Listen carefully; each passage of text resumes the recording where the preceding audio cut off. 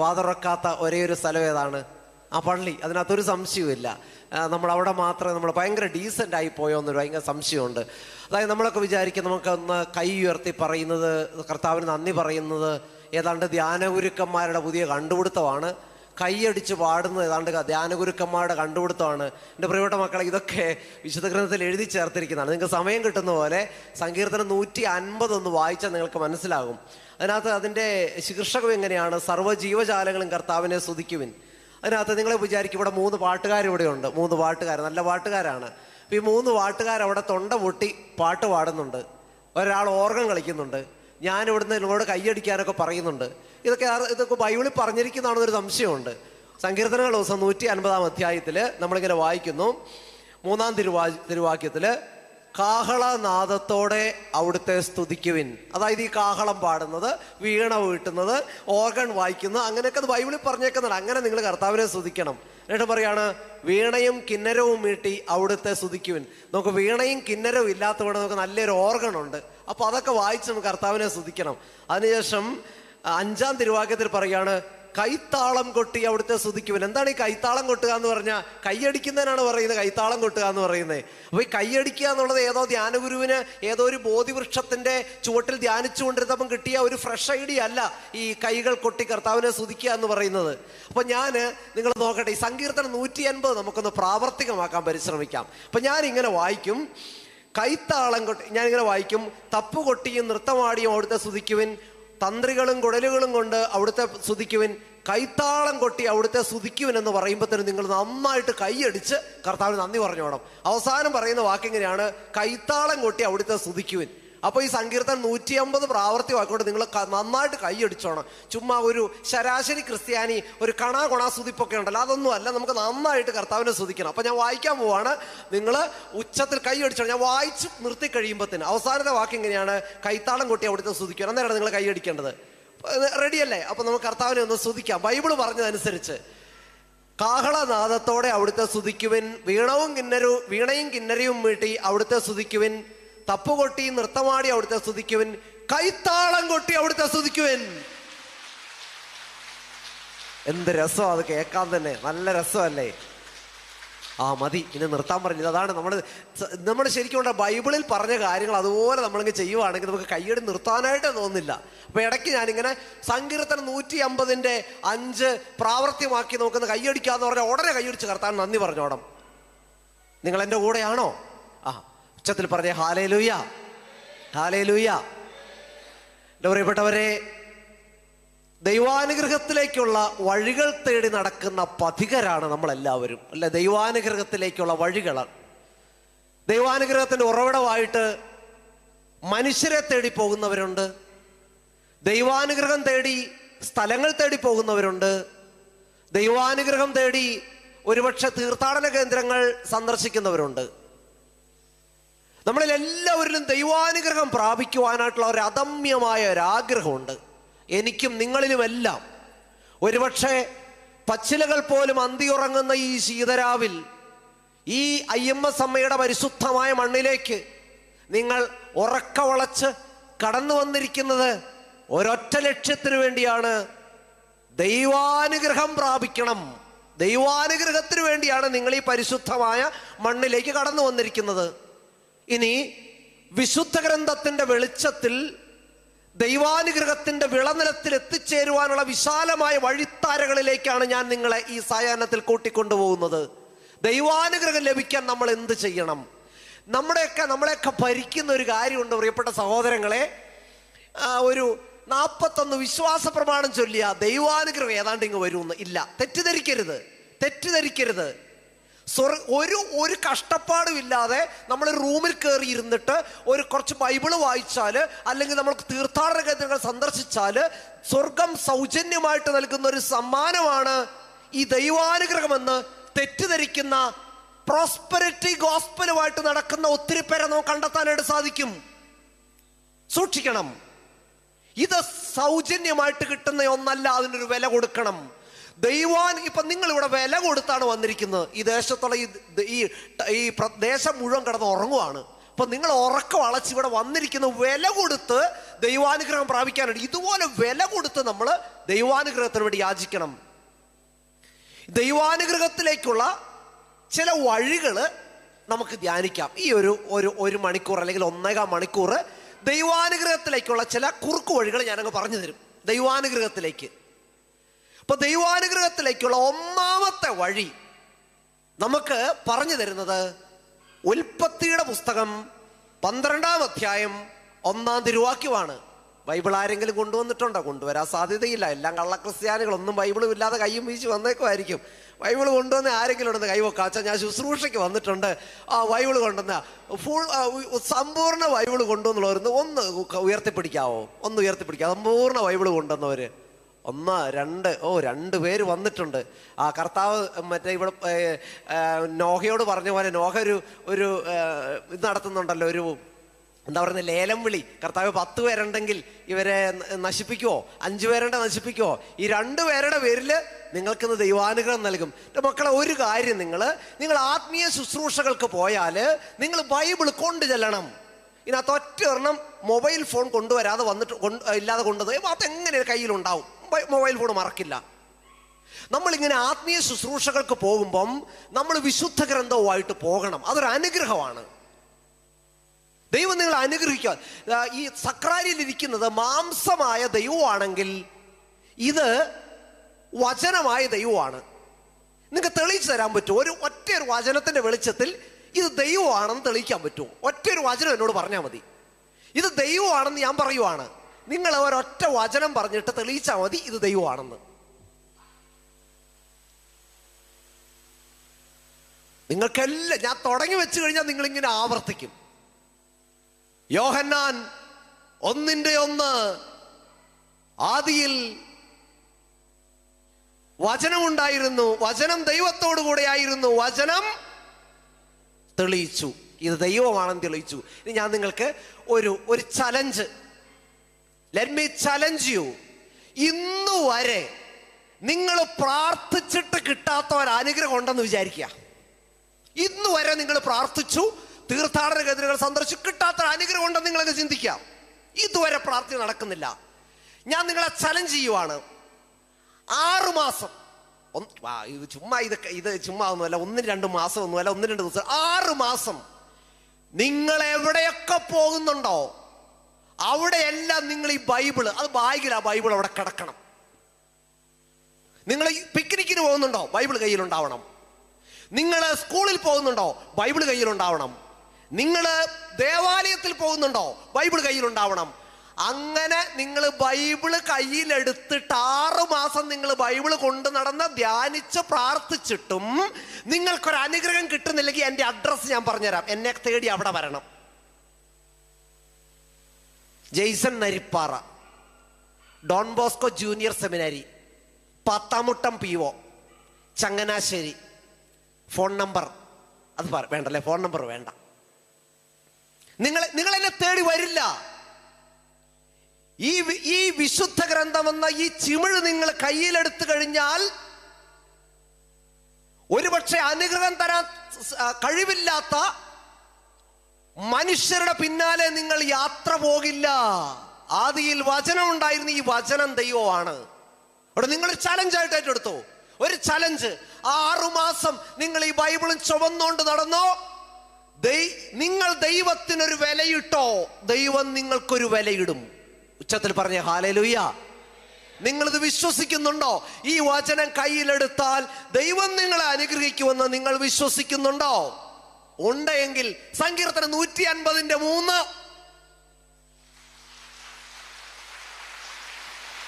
ഉച്ചത്തിൽ പറഞ്ഞ hallelujah, hallelujah.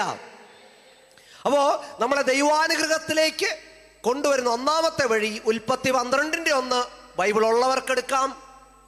താരകാർച്ചിതമായൊരു സായം സന്ധ്യയിൽ നക്ഷത്രങ്ങൾ വർണ്ണപ്രഭ വാരി വിതറുന്ന ഒരു രാത്രിയിൽ ദൈവം അബ്രഹാമിനെ വിളിച്ചെഴുന്നേൽപ്പിച്ചിട്ട് പറഞ്ഞു, അബ്രഹാമേ, നീ താമസിക്കുന്ന ഈ ഊർ ദേശത്ത് നിന്നും നിന്റെ ദേശത്തെയും ബന്ധുജനങ്ങളെയും പിതൃഭവനത്തെയും വിട്ട് ഞാൻ കാണിച്ചു തരുന്ന ഒരു ദേശത്തേക്ക് പോകണം.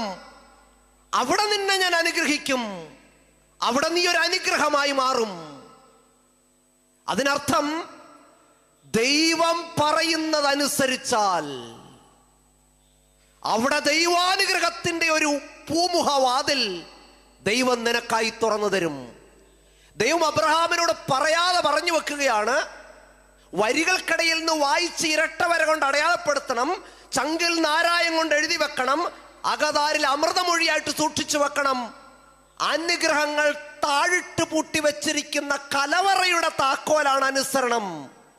ഇന്നത്തെ കാലഘട്ടത്തിൽ അനുസരണത്തിന് പ്രസക്തിയുണ്ട്. അപ്പൊ നിങ്ങൾ ചോദിക്കാമോ എന്ന് വെച്ചാൽ, നിങ്ങളുടെ മനസ്സിൽ അച്ഛാ ആദ്യം പോയിട്ട് അച്ഛാ നിങ്ങൾ വെള്ള വസ്ത്രം ഇട്ട ഈ വെള്ള നൈറ്റിക്കാർ ആദ്യം പോയി അനുസരിക്കച്ചാ, എന്നിട്ട് ഞങ്ങളെ അനുസരിക്കാൻ പഠിപ്പിച്ചാ പോരെ എന്നൊരു സംശയം നിങ്ങളുടെ മൈൻഡിൽ ഉണ്ടാവും. നമ്മൾ അതിലേക്ക് വരും. യെശയ്യാ പ്രവചനം 1:18 വളരെ കൃത്യമായിട്ട് പറയുന്നുണ്ട്, അനുസരിക്കാൻ സന്നദ്ധരെങ്കിൽ ഐശ്വര്യം ആസ്വദിക്കാം. വചനം കൃത്യമായിട്ട് പറയാണ്, അനുസരിക്കാൻ സന്നദ്ധരെങ്കിൽ ഐശ്വര്യം ആസ്വദിക്കാം. അനുസരിക്കാതെ ധിക്കാരം തുടർന്നാൽ വാളിനിരയാകും. ഒരുപക്ഷെ അബ്രഹാമിന്റെ ജീവിതത്തിലേക്ക് നമ്മൾ തിരിച്ച് ഒന്ന് നോക്കുകയാണെങ്കിൽ, അബ്രഹാം സ്വപ്നങ്ങൾ കൊണ്ട് സ്വന്തം ആകാശങ്ങൾ മെനഞ്ഞുകൊണ്ട് നിൽക്കുന്ന ഒരു നിമിഷത്തിലാണ് ഒരു വെള്ളിടി പോലെ ദൈവം അവനോട് ഒരു ട്രാൻസ്ഫർ ആവശ്യപ്പെടുന്ന, ഒരു സ്ഥലം മാറ്റം ആവശ്യപ്പെടുകയാണ്. ഒരുപക്ഷെ അബ്രഹാമിന്റെ പ്രതീക്ഷയുടെ ചിറകൊടിഞ്ഞിട്ടുണ്ടാവാം, സ്വപ്നങ്ങൾക്ക് പോറലേറ്റിട്ടുണ്ടാവാം. പക്ഷേ അബ്രഹാമിന് അറിയാം, ഞാനും നിങ്ങളും അറിയണം, അനുസരിച്ചാലേ അനുഗ്രഹമാകൂ, അനുസരിച്ചാലേ അനുഗ്രഹിക്കപ്പെടുകയുള്ളൂ. ഇത് മനസ്സിലാക്കിയ അബ്രഹാം അനുസരിക്കുവാൻ സന്നദ്ധനാകുന്നു. അങ്ങനെ തന്റെ സ്വപ്നങ്ങളെല്ലാം ദൈവത്തിന്റെ കാൽച്ചുവട്ടിൽ ഒരു കണ്ണീർ പ്രവാഹം പോലെ ഒഴുക്കിക്കളഞ്ഞു. ജീവിതത്തിന്റെ എല്ലാ സ്വപ്നങ്ങളും ഒരു പുസ്തകത്തിന്റെ താളുകൾ കണക്കെ പറിച്ചെടുക്കപ്പെട്ട് മുന്നിൽ കത്തിയാളുന്ന അഗ്നികുണ്ഡത്തിലേക്ക് അറിയാതെ അവൻ ബലിതർപ്പണം ചെയ്തു. എന്നിട്ടവൻ ദൈവത്തെ കണ്ണും പൂട്ടി വിശ്വസിച്ചുകൊണ്ടൊരു യാത്ര ആരംഭിക്കുന്നു. അനുസരിച്ചുകൊണ്ടുള്ള ഒരു യാത്ര. അനുസരിച്ചുകൊണ്ടുള്ള അബ്രഹാമിന്റെ യാത്ര, തേനും പാലും ഒഴുകുന്ന നാട്ടിലേക്കുള്ള യാത്ര, പകരക്കാരനില്ലാത്ത, പകരം വയ്ക്കാനില്ലാത്ത വിശ്വാസികളുടെ പിതാവെന്ന പുതുപദം രചിക്കാനുള്ള ഒരു യാത്രയായിരുന്നു. അനുസരണത്തിന്റെ അഗ്രത്തിലാണ് അനുഗ്രഹം. അനുസരണത്തിന്റെ അഗ്രത്തില് പഴയ നിയമത്തില് സാവൂളിനെ നമുക്കറിയാം. കണ്ടിട്ടോ? സാവൂളിനെ കേട്ടിട്ടുണ്ടോ? സാവൂളിനെ കേട്ടിട്ടുണ്ടോ? സാവൂളിനെ കുറിച്ച് ഉണ്ടോ? പഴയ നിയമത്തിലാണോ പുതിയ നിയമത്തിലാണോ? പഴയ നിയമത്തില് ഇസ്രായേലിന്റെ ഒന്നാമത്തെ രാജാവാണ് സാവൂൾ എന്ന് നമുക്കറിയാം. സാമുവേൽ പ്രവാചകന്റെ 1-ാം പുസ്തകം 9-ാം അധ്യായത്തിന്റെ 3-ാം തിരുവാക്യത്തിൽ സാവൂളിന്റെ അപ്പനായ കിഷ്, എന്താണ് അപ്പന്റെ പേര്? കിഷ്. നല്ല പേരല്ലേ? നിങ്ങളിങ്ങനെ Albert, Gilbert, Robert, Clivert, bullet, rocket, idiot, Charlotte, Genlet, Juliet എന്നൊക്കെ പേരിടുന്നതിന് പകരം ബൈബിളിൽ എത്ര നല്ല പേരാണുള്ളത്. കിഷ് പേര് തന്നെ വിളിക്കുന്നത്. അവരിന്ന് പാട്ടുകാരിന്ന് ചിരിക്കുവാണ്. കിഷേട്ടാന്ന് വിളിച്ച എന്ത് രസമായിരിക്കും. കിഷേട്ടാ, കിഷ്. നല്ല പേരല്ലേ? ചേച്ചിക്ക് കൊച്ചുമക്കളും എല്ലാം ഉണ്ടെങ്കിൽ ആദ്യത്തെ കൊച്ചിന്റെ പേര് കിഷ് എന്ന് വല്ല വിട്. ഈ ചുമ്മാ ജോബി, പിന്നെന്താണ് അങ്ങനത്തെ കുറെ ഒരു ലെവലും ഇല്ലാത്ത പേരുകളൊക്കെ ഇടുന്നതിന് നല്ല പേരിട്. ബൈബിളിൽ ഇഷ്ടം പോലെ നല്ല പേരുകളുണ്ട്. Kish, Kish. അവിടെ ഇരുന്ന് വെച്ചാൽ അവർ കിഷ് കിഷ് എന്ന് പറയുന്നുണ്ട്. തമ്മിൽ ഇടികൂടുന്നതിന്റെ ശബ്ദമാണെന്നറിയില്ല, കിഷ് കിഷ് എന്ന് പറയുന്നുണ്ട്. അപ്പൊ ഈ കിഷ്, സാവൂളിന്റെ അപ്പനായ കിഷ് പറയാണ്, മോനെ അവർക്ക് ധനവാനാണ്, ഒത്തിരി കഴുതകളുണ്ട്. ഈ കഴുതകളിൽ ഒരെണ്ണത്തിന് മിസ്സായി, നഷ്ടപ്പെട്ടു പോയി. കിഷ് ധനവാനാണ്, ധനാഠ്യനായ ഒരു മനുഷ്യന്റെ പുത്രനാണ് ഈ സാവൂള്. പക്ഷെ ഈ അപ്പൻ മകനോട് പറയുകയാണ്, വേലക്കാരൻ ഈ കഴുതയെ തേടിപ്പോകുന്ന ഇടങ്ങളിൽ നീയും തേടിപ്പോകണം, ആ കഴുതയെ തേടിപ്പോണം. നമ്മുടെ മെയിൻ സ്ട്രീമിൽ നിന്നും ഞാൻ അല്പം ഒന്ന് ഡൈവേഴ്സ് എടുത്തോട്ടെ. കഷ്ടപ്പാടുകൾ അനുഭവിച്ചു വളരുന്ന മക്കളിൽ അനുസരണമുണ്ടാകും. കിഷ് എന്ന് പറയുന്ന ഈ അപ്പൻ തൻ്റെ മകൻ ആഡംബരത്തിലും ദൂർത്തിലും അവന് എല്ലാ സൗകര്യങ്ങളും ചെയ്തു കൊടുക്കുകയല്ല ചെയ്തത്. തൻ്റെ ഒരു കഴുതയെ നഷ്ടപ്പെട്ടപ്പോൾ തൻ്റെ ഭൃത്യന്റെ കൂടെ പറയണം, അവൻ്റെ കൂടെ പോയിട്ട് കഴുതയെ അന്വേഷിക്കണം. കഷ്ടപ്പാടുകൾ അറിഞ്ഞും കഷ്ടപ്പാടുകൾ അനുഭവിച്ചും വരുന്ന മക്കൾ അനുസരണമുള്ളവരായി മാറും. ഞാൻ എൻ്റെ പൗരോഹിത്യ ജീവിതത്തിൻ്റെ ആദ്യത്തെ 3 വർഷം ഒരു കോളേജിൽ പഠിപ്പിക്കുമായിരുന്നു. നിങ്ങൾ വിശ്വസിക്കലല്ല, ഞാൻ കോളേജിൽ പഠിപ്പിക്കുക എന്ന് പറഞ്ഞാൽ കണ്ടാൽ ലുക്കില്ലെന്നേ ഉള്ളൂ.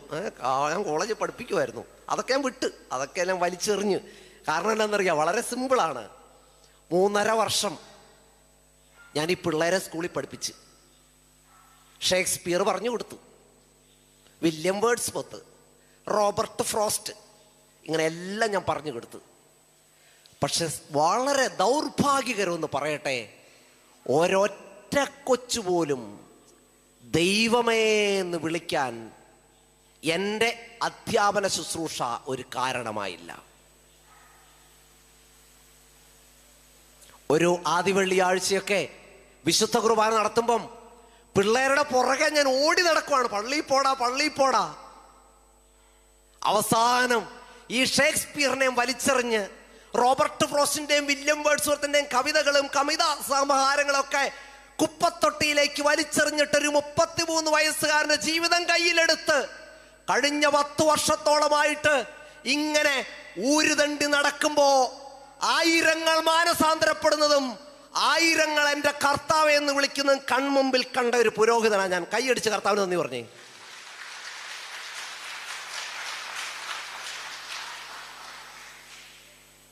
അപ്പൊ ഞാൻ ഈ കോളേജിലായിരുന്ന സമയത്ത് എൻ്റെ കുട്ടികളെ എനിക്ക് ഭയങ്കര ഇഷ്ടമാണ്, അന്നും ഇന്നും അവർക്ക് എന്നെ ഇഷ്ടമാണ്. അപ്പം ഞാൻ ഈ കുട്ടികളെ, ഞാൻ ഇവരോട് എപ്പോഴും പറയുന്നൊരു കാര്യമുണ്ട്, മക്കളെ നിങ്ങൾ ടൗണിലൊന്നും കറങ്ങി നടക്കരുത്. നിങ്ങൾ രാവിലെ ബസ്സിന് എത്തിക്കഴിഞ്ഞാൽ നേരെ എൻ്റെ ഓഫീസിലേക്ക് വരണം. നിങ്ങൾക്ക് അവിടെ ഇരുന്ന് എൻ്റെ കസേരയിൽ ഇരുന്ന് കറങ്ങാം, എൻ്റെ മൊബൈൽ എടുത്ത് നിങ്ങൾ ഗെയിം കളിക്കാം, കമ്പ്യൂട്ടറിൽ നിങ്ങൾക്ക് എന്തെങ്കിലുമൊക്കെ ചെക്ക് ചെയ്യാം, എൻ്റെ റൂമിൽ എന്തെങ്കിലും മിഠായി വെച്ചിട്ടുണ്ടെങ്കിൽ നിങ്ങൾക്ക് എടുത്ത് തിന്നാം. പക്ഷെ നിങ്ങൾ ടൗണിൽ കറങ്ങി നടക്കരുത്. അങ്ങനെ ഞാൻ ഓഫീസിൽ ഒരു ദിവസം ഇരുന്ന് കുറച്ച് വർക്കൊക്കെ ചെയ്യുന്നു. തൊട്ടടുത്ത് +1 പഠിക്കുന്ന ഒരു പെൺകുട്ടി, അവൾ കമ്പ്യൂട്ടറിൽ ഗെയിം കളിക്കുവാണ്. അവളുടെ ക്ലാസ് ടീച്ചർ കയറി വന്ന് എന്നിട്ട് എന്നോട് പറഞ്ഞു, അച്ഛ ഒന്ന് പുറത്തോട്ട് വരണം, അച്ഛൻ കാണുന്ന പോലെയൊന്നുമല്ല, ഇവക്ക് പ്രായത്തിന് നിരക്കാത്ത, വിശ്വാസത്തിന് ചേരാത്ത, കുടുംബത്തിന് ചേരാത്ത തെറ്റായ ചില ബന്ധത്തിലേക്ക് ഇവള് പോകുന്നുണ്ടോ എന്നൊരു സംശയമുണ്ട്. അപ്പം ഞാനിത് കേട്ട് കഴിഞ്ഞതിന് എനിക്ക് വചനം പറയുമ്പോൾ എൻ്റെ ശബ്ദം ഇതാണെങ്കിൽ ദേഷ്യം വരുമ്പോൾ എൻ്റെ ശബ്ദം എന്തായിരിക്കും? എൻ്റെ ശരീരത്തിലെ ആരോഗ്യമുള്ള ഒരേ അവയവം ഈ നാക്ക് മാത്രമാണ്, ബാക്കി എല്ലാം സ്പെയർ പാർട്സ് ആണ്. ഞാൻ ഇവിടെ വല്ലാണ്ട് അങ്ങ് ഒന്നായിട്ട് ദേഷ്യപ്പെട്ടു. ഞാൻ പിറ്റേ ദിവസം ഇവളോട് പറഞ്ഞു, നാളെ ഈ കോളേജ് ക്യാമ്പസിൽ നീ കാലുകുത്തണോ നിർബന്ധമില്ല, നീ വരുന്നുണ്ടെങ്കിൽ നിന്റെ അപ്പനെ കൂട്ടിക്കൊണ്ട് വന്നാൽ മതി. അമ്മ ഇവളുടെ നേരത്തെ മരിച്ചു പോയതാന്ന് എനിക്കറിയാം. ഇവക്കൊരു കൂസലുമില്ല. പിറ്റേ ദിവസം കുർബാന കഴിഞ്ഞ് 7:30 ആയപ്പം ഞാൻ ദേവാലയത്തിന് പുറത്തേക്ക് ഇറങ്ങിയപ്പം ഈ പെൺകുട്ടിയും അവളുടെ അപ്പനും കൂടെ എൻ്റെ ഓഫീസിൻ്റെ മുൻപിൽ നിൽക്കുകയാണ്. ഞാനിവരെ കാണാനായിട്ട് ഓഫീസ് തുറന്നു, അവരോട് കയറി വരാൻ പറഞ്ഞു. അപ്പോൾ ഈ പെൺകുട്ടി അവളുടെ അപ്പനും കൂടെ കയറി വന്നു. ഞാൻ ആ ചേട്ടനോട് പറഞ്ഞു, ചേട്ടാ ഇരിക്കേ. അവളോട് അല്പം റാഷായിട്ട് ഞാൻ പറഞ്ഞു, അല്പം ഇച്ചിരി ദേഷ്യത്തോട് പറഞ്ഞു, അവിടെ ഇരിക്കാൻ പറഞ്ഞു. ഇവളുണ്ടല്ലോ, ഞാൻ ഇന്നുവരെ കേട്ടിട്ടില്ലാത്തൊരു വേദങ്ങളുടെ സാരസംഗ്രഹം ഈ പെൺകുട്ടി എന്നോട് പറയാണ്, എൻ്റെ അപ്പൻ്റെ ഒപ്പം ഇരിക്കാൻ ഞാൻ വളർന്നിട്ടില്ലച്ചാ. എൻ്റെ അമ്മേ, അപ്പം കസേരയിൽ എൻ്റെ മുമ്പിൽ ഇരിക്കുവാണ്. ഈ 16 വയസ്സുള്ള പെൺകുട്ടി പറയാണ് ഇരിക്കുമെന്ന് പറഞ്ഞു കഴിഞ്ഞാൽ അവള് പറയാണ്, എൻ്റെ അപ്പൻ്റെ ഒപ്പം ഇരിക്കാൻ ഞാൻ വളർന്നിട്ടില്ല അച്ഛാ. എൻ്റെ വളരെ ലളിതമായൊരു ചോദ്യമാണ്. നിങ്ങൾ ഒരുപക്ഷെ വണ്ടിക്കാളയെ പോലെ പണിയെടുത്ത്, നിങ്ങൾ കടലിലും കരയിലും എല്ലാം ജോലിയെടുത്ത് നിങ്ങൾ തിരിച്ചു ഭവനങ്ങളിലേക്ക് ചെല്ലുമ്പോൾ മൊബൈൽ ഫോണിലേക്ക് തലേ പടിഞ്ഞു കിടക്കുന്ന ഈ മക്കള് ഒന്ന് എഴുന്നേറ്റ് നിൽക്കാനായിട്ട് അവർക്ക് ഒരു മനസ്സ് കാണിച്ചെങ്കിൽ അവർ കഷ്ടപ്പാട് അനുഭവിച്ചു വളർന്ന മക്കളാണ്. അതിനുശേഷം ഞാൻ ഈ കഴിഞ്ഞ കാര്യങ്ങളൊക്കെ പറയാനായിട്ട് തുടങ്ങി കഴിഞ്ഞാൽ ഈ പെൺകുട്ടിയോട് പറഞ്ഞു, ജെയ്സനച്ചാ ഒരു കാര്യം, ഇന്നലെ ഒരു 1/2 മണിക്കൂർ അച്ഛൻ എന്നെ വഴക്ക് പറഞ്ഞു. എനിക്ക് തിരിച്ചൊന്ന് എൻ്റെ ഭാഗം ന്യായീകരിക്കാൻ പോലും അച്ഛൻ്റെ അവസരം തന്നില്ല. ഈ കൊലപാതകം നടത്തിയവർക്ക് പോലും കോടതി ചോദിക്കുന്നൊരു ചോദ്യമുണ്ട്, നിങ്ങൾക്കെന്തെങ്കിലും പറയാനുണ്ടോ? ഇപ്പൊ ഞാൻ പറഞ്ഞു 10 മിനിറ്റ് എനിക്കൊന്ന് തരണം. അങ്ങനെ ഇവള് 10 മിനിറ്റ് സംസാരിക്കാൻ തുടങ്ങി. ഇവള് എന്ത് ചെയ്യുന്നറിയാവോ, നേരെ ഫ്രണ്ടിൽ വന്നിട്ട് അപ്പൻ്റെ കൈയെടുത്ത് അപ്പൻ്റെ വലത് കൈയെടുത്തിട്ട് ഇവളുടെ ഇടത് കൈക്കകത്തോട്ട് ഇങ്ങനെ അങ്ങ് വെച്ച് വെച്ചാൽ കാണുന്നുണ്ടോ? അപ്പൊ ഞാൻ കാണുമ്പോൾ തന്നെ ഈ കയ്യ മുഴ തഴമ്പാണ്. 19ാമത്തെ വയസ്സിൽ എൻ്റെ അപ്പൻ വളയം പിടിച്ചു തുടങ്ങിയതാ. ഡ്രൈവറാ. അച്ഛനറിയാലോ എൻ്റെ അമ്മ മരിച്ചെന്ന്. എനിക്ക് 3 വയസ്സും എൻ്റെ ചേട്ടന് 4 വയസ്സും. അതിനുശേഷം എൻ്റെ അപ്പന് 40കളിൽ അല്ലെങ്കിൽ അദ്ദേഹത്തിന് 35കളിൽ നിൽക്കുന്ന എൻ്റെ അപ്പനോട് അപ്പൻ്റെ അപ്പനും അമ്മയും സഹോദരങ്ങളും എല്ലാം പറഞ്ഞു, ജോസേ, നിനക്കൊരു തുണ വേണം, ഈ മക്കൾക്കൊരമ്മയെ വേണം, അതുകൊണ്ട് നീ 2ാമത് വിവാഹം കഴിക്കണം. അച്ഛനറിയാം എൻ്റെ അപ്പൻ എന്താണ് പറഞ്ഞതെന്ന്. എനിക്ക് ചിലപ്പോൾ ഒരു തുണ ലഭിക്കുമായിരിക്കും, പക്ഷെ എൻ്റെ മക്കൾക്ക് 1000 പോറ്റമ്മമാർ ചേർന്നാലും ഒരു പെറ്റമ്മയാവില്ല. അതുകൊണ്ട് ഇനി മുതൽ എൻ്റെ ജീവിതം ഇങ്ങനെ കഴിഞ്ഞോട്ടെ, പക്ഷെ എൻ്റെ മക്കളെ ഓർക്കുമ്പോൾ ഇല്ല, വേറൊരു വിവാഹമില്ല. എന്നിട്ട് ഈ പെൺകുട്ടി പറയാണ്, ഈ കയ്യിലെ തഴമ്പ് കണ്ടിട്ട് ഞാൻ എൻ്റെ അപ്പൻ പറയുന്നതിന് അപ്പുറത്ത് പോകുമെന്ന് അച്ഛൻ വിശ്വസിക്കുന്നുണ്ടെങ്കിൽ എൻ്റെ അപ്പൻ്റെ മുമ്പിലിട്ട് എന്നെ തല്ലിക്കൊല്ലണം. ഇനി എൻ്റെ അപ്പനെ ഇതുപോലെ കരയിപ്പിക്കരുതച്ചാ. കഷ്ടപ്പാടുകൾ അറിഞ്ഞു വളരുന്ന മക്കൾ അനുസരണമുള്ളവരായി മാറും. അത് നമ്മൾ വഴി മാറി ഒന്ന് ചിന്തിച്ചതാണ്. നമ്മൾ ഇനി ഹൈവേയിലോട്ട് തന്നെ വരാം. നമ്മൾ അനുസരണത്തെ കുറിച്ചാണ് പറയുന്നത്. കഴുതകളെ അന്വേഷിച്ച് സൗൾ യാത്രയാവുകയാണ്. കഴുതകളെ അന്വേഷിച്ചുള്ളൊരു യാത്ര, അപ്പൻ പറഞ്ഞത് അനുസരിച്ചുള്ളൊരു യാത്ര. ആത്മാവിന്റെ അഗ്നിച്ചിറകുകളിലേറി അഭിഷേകത്തിന്റെ 2ാം രഥത്തിൽ ഇസ്രായേലിന്റെ രാജപദവിയിലേക്കുള്ള ഒരു യാത്രയായിരുന്നു. അപ്പന്റെ വാക്കുകൾ അനുസരിച്ചുകൊണ്ടുള്ളൊരു യാത്ര, നിറമുള്ള സ്വപ്നങ്ങൾക്ക് ചിറക് സമ്മാനിച്ച ആത്മീയ ചൈതന്യത്തിലേക്കുള്ളൊരു ഘോഷയാത്രയായിരുന്നു. തിന്മയുടെ തിമിരം മുറ്റിയ കണ്ണുകൾക്കുള്ള ആത്മീയ ശസ്ത്രക്രിയയാണ് പ്രിയപ്പെട്ടവരെ അനുസരണം എന്ന് പറയുന്നത്. അപ്പനെ അനുസരിച്ച സാവൂളിനെ രാജപദവിയിൽ എത്തിച്ചത് അനുസരണമെന്ന പുണ്യമാണെങ്കിൽ, ഇന്ന് അഭിഷിക്തരെയും അൽമായരെയും അച്ഛന്മാരെയും സിസ്റ്റർമാരെയും മെത്രാമാരെയും സകലരെയും ഒരുപക്ഷെ തകർച്ചയുടെ തമോഗർത്തത്തിലേക്ക് എത്തിക്കുന്നത് അനുസരണക്കേട് തന്നെയാണ്. ഒരു സംശയവുമില്ല ഇതിനകത്ത്. ബൈബിളിന്റെ വെളിച്ചത്തിൽ അനുസരിക്കാൻ ബാധ്യസ്ഥരാണ്. ആത്മീയ നേതൃത്വത്തെ അനുസരിക്കാൻ ബാധ്യസ്ഥരാണ് നമ്മൾ. ഞാൻ ഓർത്തു പോകുന്നത്, ഞാൻ അച്ഛനൊന്നും ആയിട്ടില്ല, ഞാൻ തിയോളജി ഒക്കെ പഠിച്ചുകൊണ്ടിരുന്ന സമയത്ത് എൻ്റെ ഒരു ബന്ധു, എനിക്ക് എൻ്റെ ബന്ധുവിനെ കുറിച്ച് പറയാലോ, നാട്ടുകാരെ കുറിച്ച് പറഞ്ഞാലല്ലേ പ്രശ്നമുള്ളൂ, എനിക്ക് എൻ്റെ ബന്ധുവിനെ കുറിച്ച് പറയാലോ. ഇവളെ ഇലക്ട്രോണിക്സ് ആൻഡ് കമ്മ്യൂണിക്കേഷൻ പഠിപ്പിക്കാനായിട്ട് ആന്ധ്രാപ്രദേശിൽ ഗുണ്ടൂർ എന്ന് പറഞ്ഞൊരു സ്ഥലമുണ്ട്. ഗുണ്ടൂർ ഞാൻ പോയിട്ടില്ല, അങ്ങനെ കേട്ടിട്ടുണ്ട്. അവിടെ ചെന്നിട്ട് ഇവൾ വിശ്വാസത്തിന് നിരക്കാത്ത, പ്രായത്തിന് നിരക്കാത്ത, നിങ്ങൾ എൻ്റെ കൂടെയാണോ എന്നാൽ 2 കരങ്ങൾ ഉയർത്തി എന്ന് പറഞ്ഞ ഹല്ലേലൂയാ ഹല്ലേലൂയാ. എന്നെ നോക്കിന്ന് ചിരിച്ചേ. ഈ പാകിസ്ഥാൻകാരൻ ഇന്ത്യക്കാരനെ നോക്കുന്നതിൽ ചിരിക്കരുത്. മലയാളത്തിലൊരു ഫ്രേസ് ഇല്ലേ, smile A while, and while you smile others will smile, then there will be miles and miles of smiles, life is while you smile. എന്തായാലും മനസ്സിലായോ ചേച്ചി? ഇല്ലല്ലോ, എനിക്കൊന്നും മനസ്സിലായിട്ടില്ല, പിന്നെയാണ് ചേച്ചിക്ക് മനസ്സിലാകുന്നത്. അപ്പോൾ ശ്രദ്ധിച്ചിരിക്കുക കേട്ടോ. നമ്മൾ ശ്രദ്ധിച്ചിരുന്നാൽ നിങ്ങൾക്ക് ആത്മീയതയുടെ അക്ഷയഖനികളിലേക്ക് ഞാൻ കൂട്ടിക്കൊണ്ടുപോകും.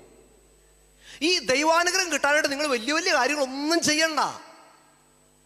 ഒരു ചെറുപ്പക്കാരനെ അല്ലെങ്കിൽ ഒരു ചെറുപ്പക്കാരി അല്ലെങ്കിൽ ഒരു കുട്ടിയെ അല്ലെങ്കിൽ ഒരു കൗമാരക്കാരെ സംബന്ധിച്ചിടത്തോളം, എൻ്റെ മക്കളെ നിങ്ങൾക്ക് ദൈവാനുഗ്രഹം വേണോ, അപ്പനെ അമ്മയെ അനുസരിച്ചോ, ഒരു സംശയം വേണ്ട, ദൈവാനുഗ്രഹം കിട്ടും. അപ്പോൾ ഇവള് അവിടെ ചെന്ന് കഴിഞ്ഞിട്ട് ഒരു വിശ്വാസത്തിന് ചേരാത്ത, പ്രായത്തിന് ചേരാത്ത ഒരു ചെറുപ്പക്കാരനുമായിട്ട് ചെറിയ ഇഷ്ടത്തിലായി. അപ്പം ഞാനാണെങ്കിൽ കരിസ്മാറ്റിക് പ്രസ്ഥാനമൊക്കെ തലയ്ക്ക് പിടിച്ചിട്ട് ഞാനിങ്ങനെ ആരെങ്കിലും ബന്ധിച്ച് പ്രാർത്ഥിക്കാൻ നിൽക്കുന്ന സമയമാണ്. ആരും വരുന്നില്ല. അപ്പം ആരെങ്കിലും ബന്ധിക്കാനായിട്ട് നിൽക്കുന്ന സമയത്താണ് എൻ്റെ ആൻറ്റി വിളിച്ചിട്ട് പറയുന്നത്, അങ്ങനെ ഒരു പ്രശ്നത്തിൽപ്പെട്ടു. ഞാൻ പറഞ്ഞു, ഇങ്ങ് കൊണ്ടു, എല്ലാം ഞാൻ ശരിയാക്കി തരാമെന്ന് പറയും. ഇപ്പം ശരിയാക്കി തരാം.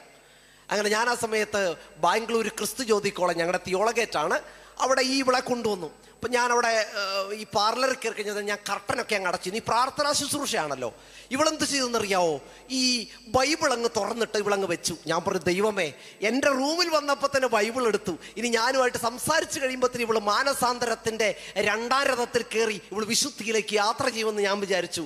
ഇവൾ ഈ ബൈബിൾ എടുത്ത് വെച്ചിട്ട് എന്നോട് പറയാണ്, ഈ ബൈബിളില് ക്രിസ്ത്യാനിയെ മാത്രമേ സ്നേഹിക്കാവുള്ളൂ എന്ന് എഴുതി വെച്ചിട്ടുണ്ടെങ്കിൽ, മലയാളിയെ മാത്രം, നേപ്പാളിയെ മാത്രം, ബംഗാളിയെ മാത്രമേ സ്നേഹിക്കാനുള്ളത് എഴുതിയിട്ടുണ്ടെങ്കിൽ ഞാൻ ഈ ബന്ധത്തിൽ നിന്ന് പിന്മാറാച്ച.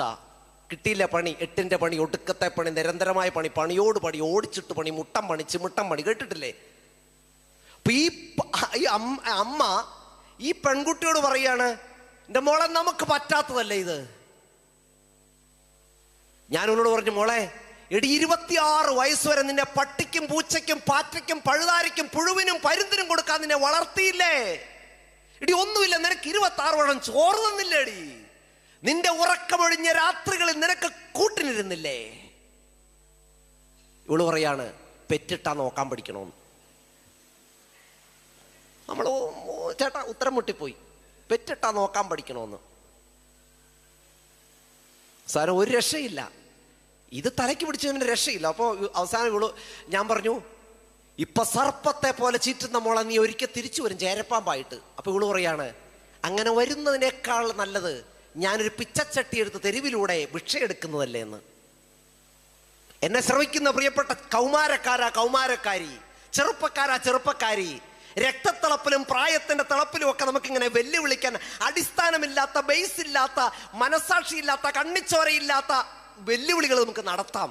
പക്ഷേ കാലം കാത്തുവെക്കുന്ന ഒരു കാവിനീതിയുണ്ട്. അങ്ങനെ ഒരു വാക്കുണ്ട്, കാലം കാത്തുവെക്കുന്ന കാവിനീതി. ഇവൾ അവസാനം അമ്മയുടെ വാക്കിനൊന്നും വില കൽപ്പിക്കാതെ ഇവള് ഒരുമിച്ച് ലിവിങ് ടുഗെദർ ആരംഭിച്ചു. ഇപ്പോഴത്തെ ട്രെൻഡ് അതാണ് കേട്ടോ, ലിവിങ് ടുഗെദർ ആരംഭിച്ച്. ഒരു 3 മാസം കഴിഞ്ഞ് കാണണം. 3 മാസത്തിന് ശേഷം യാതൊരു കോണ്ടാക്റ്റും ഇല്ല, ഞങ്ങൾക്ക് ഒരു കോണ്ടാക്റ്റും ഇല്ല. അപ്രതീക്ഷിതമായിട്ട് എൻ്റെ ഫോണിലേക്ക് ഒരു ഫോൺ വരുന്നു, ഒരു നമ്പറിൽ നിന്ന്, ഫാദർ ജെയ്സൺ. ഞാൻ പറഞ്ഞു സ്പീക്കിംഗ്, റാംജി റാവ് സ്പീക്കിംഗ് എന്നൊക്കെ പറയുന്ന പോലെ ഞാൻ പറഞ്ഞു സ്പീക്കിംഗ്. നിങ്ങൾക്ക് ചിരിയാ. ഇവള് പറഞ്ഞു, അച്ഛ ഇത് ഞാനാണ്. അപ്പൊ ഞാൻ എന്നാ ഇത് പെട്ടെന്ന് എനിക്ക് അല്പം അമർഷം തോന്നി, അല്പം ദേഷ്യം വന്നു. ഞാനോട് പറഞ്ഞു, അല്ല മോളെ, നീ തെരുവിൽ കൂടെ പിച്ചച്ചട്ടി എടുക്കുവാണോ? ഇവള് പറഞ്ഞതെന്താണ്, വിളിക്കുന്നതിനേക്കാളല്ല ഉപരിയായിട്ട് പിച്ചച്ചട്ടി എടുക്കുവാണെന്ന്. അപ്പോൾ പറഞ്ഞു, ചേട്ടായി ശവത്തെ കുത്തല്ലേ, എനിക്കൊരു 2 മിനിറ്റ് സംസാരിക്കണം. ഇവള് 2 മിനിറ്റ് സംസാരിച്ചത് കേട്ട് കഴിയുമ്പോൾ നിങ്ങൾ വിചാരിക്കണം, അപ്പൻ്റെ അമ്മയെ അനുസരിക്കുന്നതിൽ അനുഗ്രഹം ഉണ്ടോ? അപ്പനെ അമ്മയെ അനുസരിക്കുന്നതിൽ അനുഗ്രഹം ഉണ്ടോ? നിങ്ങളതിനെ വിധി എഴുതിയാൽ മതി. ഇവളവിടെ ചെന്ന്, ഇവന് ഭയങ്കര സംശയരോഗം.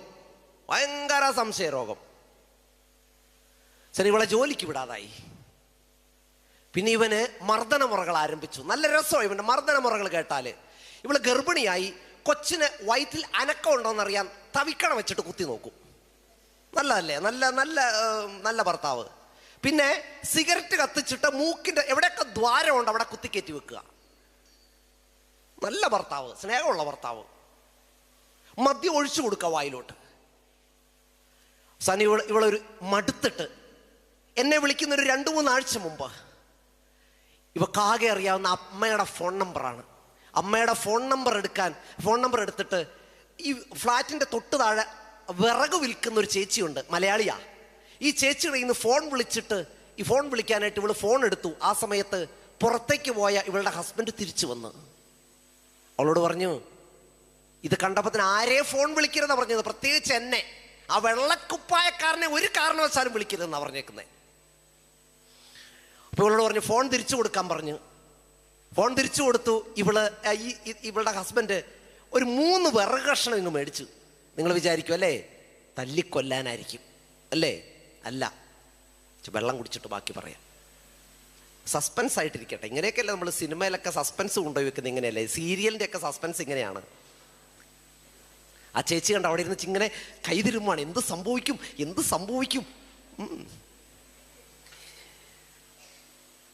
അതിനുശേഷം ഇവൻ ചെയ്തു, അവളെ ഫ്ലാറ്റിന്റെ അവിടെ നിന്ന് കൊണ്ടുപോയി ഇവന്റെ ബൈക്കിൽ നിന്നും കുറച്ച് പെട്രോൾ അങ്ങ് ഊറ്റിയെടുത്തു. ചുട്ടു കൊല്ലാനായിരിക്കും അല്ലേ? അല്ല, ഇച്ചിരി വെള്ളം കുടിച്ചിട്ട് പറയാം. സസ്പെൻസ്, നിങ്ങൾ ത്രില്ലടിച്ചിരിക്കണം. എന്നാൽ നിങ്ങളെ ഇങ്ങനെ ഈ ആകാംക്ഷയുടെ നെറുകയിൽ കൊണ്ടെത്തിച്ചിട്ട് വേണം. അല്ലെ നിങ്ങൾ ഈ അർദ്ധരാത്രി കിടന്ന് ഉറങ്ങും, അതെനിക്ക് വിഷമാവും. ഞാൻ ചങ്ങനാശ്ശേരിയിൽ നിന്ന് വന്നേക്കുന്നതാണ്. എന്നിട്ട് ഇവളെ നേരെ ഇവൻ വീട്ടിൽ ചെന്നു, വാതിലൊക്കെ അടച്ചു. നേരെ അടുപ്പിൻ്റെ അങ്ങോട്ട് ചെന്നിട്ട് ഈ 3 വിറക് കഷ്ണം കത്തിച്ചു. വിറക് കഷ്ണം കത്തിച്ചിട്ട് നന്നായിട്ടും കത്തിക്കഴിഞ്ഞപ്പം അതിൽ 2 എണ്ണം എടുത്തു. ഇവളോട് പറഞ്ഞു കയ്യങ്ങ് പൊക്കാൻ പറഞ്ഞു. കയ്യങ്ങ് പൊക്കാൻ പറഞ്ഞു. ഇവളുടെ ഉള്ളം കക്ഷത്തിലേക്ക് ഇതങ്ങ് വെച്ചിട്ട് പറഞ്ഞു കൈ താത്താൻ പറഞ്ഞു. നിങ്ങൾക്ക് സങ്കല്പിക്കാൻ പറ്റുക. എന്നിട്ട് ഇവള് പറയാണ്, ജയ്സി ചേട്ടാ ഞാനിപ്പം കൾഗം കോഴി നടക്കുന്ന പോലെയാണ് നടക്കുന്നത്. സത്യം പറഞ്ഞാൽ എനിക്ക് കൾഗം കോഴിയെ ഞാൻ കണ്ടിട്ടില്ലായിരുന്നു. ഞാൻ തപ്പി കണ്ടുപിടിച്ച് കൾഗം കോഴിയെ കാണാൻ പോയി. കൾഗം കോഴി എന്ന് പറഞ്ഞാൽ ഈ നമ്മളെ ചിറകൊക്കെ വിരിച്ചു പിടിച്ച ടർക്കി കോഴി, ചിറകൊക്കെ വിരിച്ചു പിടിച്ച് അത് ഇങ്ങനെ നടക്കുകയുള്ളൂ. ഈ കൊച്ചിന് കൈ താത്തിയിടാൻ പറ്റില്ല, വെന്തും പണ്ടാരടങ്ങിയിരിക്കുവാണ്. 1000 വട്ടം ഈ അമ്മ പറഞ്ഞ മോളെ പറ്റാത്തതാണ്. അപ്പന്റെ അമ്മയുടെ വാക്കിൽ അപ്പന്റെ അമ്മയെ അനുസരിക്കുന്നതിൽ അനുഗ്രഹമുണ്ടോ? അനുഗ്രഹമുണ്ട്. രൂപതാധ്യക്ഷന്മാരെ അനുസരിക്കുന്നതിൽ അച്ഛന്മാർക്ക് അനുഗ്രഹമുണ്ടോ? അനുഗ്രഹമുണ്ട്. പ്രോൺഷ്യന്മാരെ അനുസരിക്കുന്നതിൽ സിസ്റ്റർമാരെ അനുഗ്രഹമുണ്ടോ? അനുഗ്രഹമുണ്ട്. വികാരിയച്ഛനെ അനുസരിക്കുന്നതിൽ ഇടവക്കാർക്ക് നിങ്ങൾക്ക് അനുഗ്രഹമുണ്ടോ? അനുഗ്രഹമുണ്ട്. അനുഗ്രഹമേ ഉള്ളൂ. അപ്പൊ ദൈവാനുഗ്രഹം പ്രാപിക്കാനായിട്ട് ഒന്നാമത്തെ കാര്യം നമ്മൾ അനുസരിക്കാൻ പഠിക്കണം. അനുസരണത്തിലൂടെ മാത്രം അനുഗ്രഹത്തിന്റെ വാതിലുകൾ തുറന്നു കിട്ടിയ ഒരു വ്യക്തിയാണ് പരിശുദ്ധ കന്യകാമറിയം. അനുസരണത്തിലൂടെ മാത്രം. പരിശുദ്ധ അമ്മ അത്ഭുതങ്ങൾ പ്രവർത്തിച്ചതായിട്ട് വചനം സാക്ഷ്യപ്പെടുത്തുന്നില്ല. അപ്പൊ കാനായിലെ കല്യാണം വിരുന്ന് അമ്മ ഒരു ഉപാധിയായി മാറി. അമ്മ സാഹചര്യങ്ങളെല്ലാം ഒരുക്കി കൊടുത്തു. അവനോട് പറഞ്ഞു, മോനെ അവർക്ക് വീഞ്ഞില്ല, എന്തെങ്കിലും ചെയ്യണം, പ്ലീസ് ഡു സംതിങ്. അവള് സീനിൽ നിന്ന് അപ്രത്യക്ഷമായി. അത്ഭുതം പ്രവർത്തിച്ചത് കർത്താവാണ്. അപ്പൊ അവൾ അത്ഭുതം പ്രവർത്തിച്ചിട്ടില്ല. അമാനുഷികമായതൊന്നും പരിശുദ്ധ അമ്മ തന്റെ ഇഹലോക ജീവിതത്തിൽ ചെയ്തതായിട്ട് വചനം സാക്ഷ്യപ്പെടുത്തുന്നില്ല. പക്ഷേ പരിഹാസത്തിന്റെ രൗദ്രഭാവം സമ്മാനിക്കുന്ന ഒരു അപേക്ഷയുമായിട്ട് ഗബ്രിയേൽ ദൂതൻ വരുന്നുണ്ട്. പുരുഷ സംസർഗമില്ലാതെ മറിയമേ നീ ഗർഭം ധരിക്കും. അനുസരണത്തിന്റെ സഹനകാന്ഡം പൂർത്തിയാക്കിയപ്പോൾ അവൾ സ്വർഗത്തിന് സ്വർഗീയ ചാരുതയും ഭൂമിക്ക് അഭൗമിക സൗന്ദര്യം സമ്മാനിച്ച പരിശുദ്ധ അമ്മയായി അവൾ ഉയർത്തപ്പെട്ടു. ഒരൊറ്റ കാര്യം, ഇതാ കർത്താവിന്റെ ദാസി, നിന്റെ വചനം പൊന്നില്ലാവട്ടെ. കർത്താവെ, അങ്ങ് പറഞ്ഞത് ഞാൻ അങ്ങ് അനുസരിക്കുന്നു. ഇനി യേശു എന്ന മഹാവെളിച്ചം ധരയുടെ അതിർത്തികൾ വരെ പ്രശോഭിച്ചു നിൽക്കാൻ കാരണം ഈ അമ്മ അനുസരിച്ചത് കൊണ്ടാണ്. ഇനി ഈശോയുടെ അനുസരണത്തെ കുറിച്ച് ഫിലിപ്പിയർക്കുള്ള ലേഖനം 2 അധ്യായം 6 മുതൽ തിരുവാക്യത്തിൽ നമ്മൾ വായിക്കുന്നുണ്ട്. അത് ദൈവത്തിന്റെ രൂപത്തിലായിരുന്നിട്ട് തന്നെ ശൂന്യനാക്കി ദാസന്റെ രൂപം സ്വീകരിച്ച് കുരിശുമരണത്തോളം അനുസരണമുള്ളവനായി. അതിനുശേഷം വായിക്കണം, അവൻ കുരിശുമരണത്തോളം അനുസരണമുള്ളവനായതുകൊണ്ട് ദൈവം അവനെ ആകാശത്തോളം ഉയർത്തി. ഉച്ചത്തിൽ പറഞ്ഞ ഹല്ലേലൂയാ, ഹല്ലേലൂയാ. എന്നെ ശ്രമിക്കുന്ന പ്രിയപ്പെട്ട സഹോദര സഹോദരി, സമർപ്പണ ജീവിതത്തിലായിക്കോട്ടെ, പൗരോഹിത്യ ജീവിതത്തിലായിക്കോട്ടെ, ദാമ്പത്യ ജീവിതത്തിലായിക്കോട്ടെ, നിങ്ങളെ ചേർന്ന് നിൽക്കുന്നവരെ അനുസരിക്കുമ്പോൾ നിങ്ങളുടെ ജീവിതത്തിലേക്ക് കടന്നു വരുന്നത് അനുഗ്രഹമാണ്. ഇനി ചില വിശുദ്ധരെ ഞാൻ പരിചയപ്പെടുത്തരാം. അനുസരണത്തിലൂടെ ഈ ഒരു പുണ്യം ഇന്നത്തെ കാലഘട്ടത്തിന് ഒരു വെളിച്ചമായി മാറണം. അതായത് എനിക്കെന്തും ചെയ്യണം. ഞാനിപ്പോൾ അച്ഛനാണെങ്കിൽ എനിക്ക് തോന്നുന്ന രീതിയിൽ ബലിയർപ്പിക്കണം, എനിക്ക് തോന്നുന്ന രീതിയിൽ നടക്കണം, എനിക്ക് തോന്നുന്ന വഴിയെ പോകണം എന്നൊക്കെ ചിന്തിക്കുന്ന പുരോഹിതന്മാർക്കും സിസ്റ്റർമാർക്കും അൽമായർക്കൊക്കെ മാതൃകയായിട്ട് ക്രിസ്തുവിന്റെ ഹൃദയം കവർന്ന ഒരു വിശുദ്ധനെ ഞാൻ പരിചയപ്പെടുത്തി തരാം. ജോൺ മരിയ വിയാനി കേട്ടിട്ടുണ്ടോ? ജോൺ മരിയ വിയാനിയുടെ പ്രത്യേകത എന്താ? അതും അങ്ങനെ ചോദിക്കരുത്, ചോദ്യങ്ങൾ ചോദിക്കരുത്. ബാക്കി എന്ത് ഞങ്ങൾ സഹിക്കും, ചോദ്യങ്ങൾ ചോദിക്കരുത്. പറയുന്നവർക്ക് 500 രൂപ സമ്മാനം ആ പാട്ട് പാടുന്ന ചേട്ടൻ തരും. എൻ്റെ പൈസയില്ല, പുള്ളിയുടെ ഈ പൂത്ത പൈസ ഉണ്ടെന്നാണ് പൊതുവെ ജനസംസാരം. എന്താ ഈ നിങ്ങളുടെ വികാരിയച്ഛനെ ഓർത്താൽ മതി, ജോൺ മരിയ വിയാനി ഓർക്കോ, നിങ്ങളുടെ വികാരിയച്ഛനെ ഓർത്താൽ മതി. എന്താണ് ഈ വിയാനിയുടെ പ്രത്യേകത? വൈദികരുടെ മധ്യസ്ഥനാണ്. ഞങ്ങളുടെയൊക്കെ മധ്യസ്ഥൻ. എല്ലാ അച്ഛന്മാർക്കും വേണ്ടിയൊക്കെ പ്രാർത്ഥിക്കണം കേട്ടോ ചേച്ചി, എല്ലാ അച്ഛന്മാർക്കും വേണ്ടിയൊക്കെ പ്രാർത്ഥിക്കണം. ഇങ്ങനെ ഇരുന്നാൽ പോരാ, അച്ഛന്മാർക്ക് വേണ്ടിയൊക്കെ പ്രാർത്ഥിക്കണം, ഞങ്ങളൊക്കെ നന്നാവാനായിട്ട്, അനുസരിക്കാനായിട്ട്.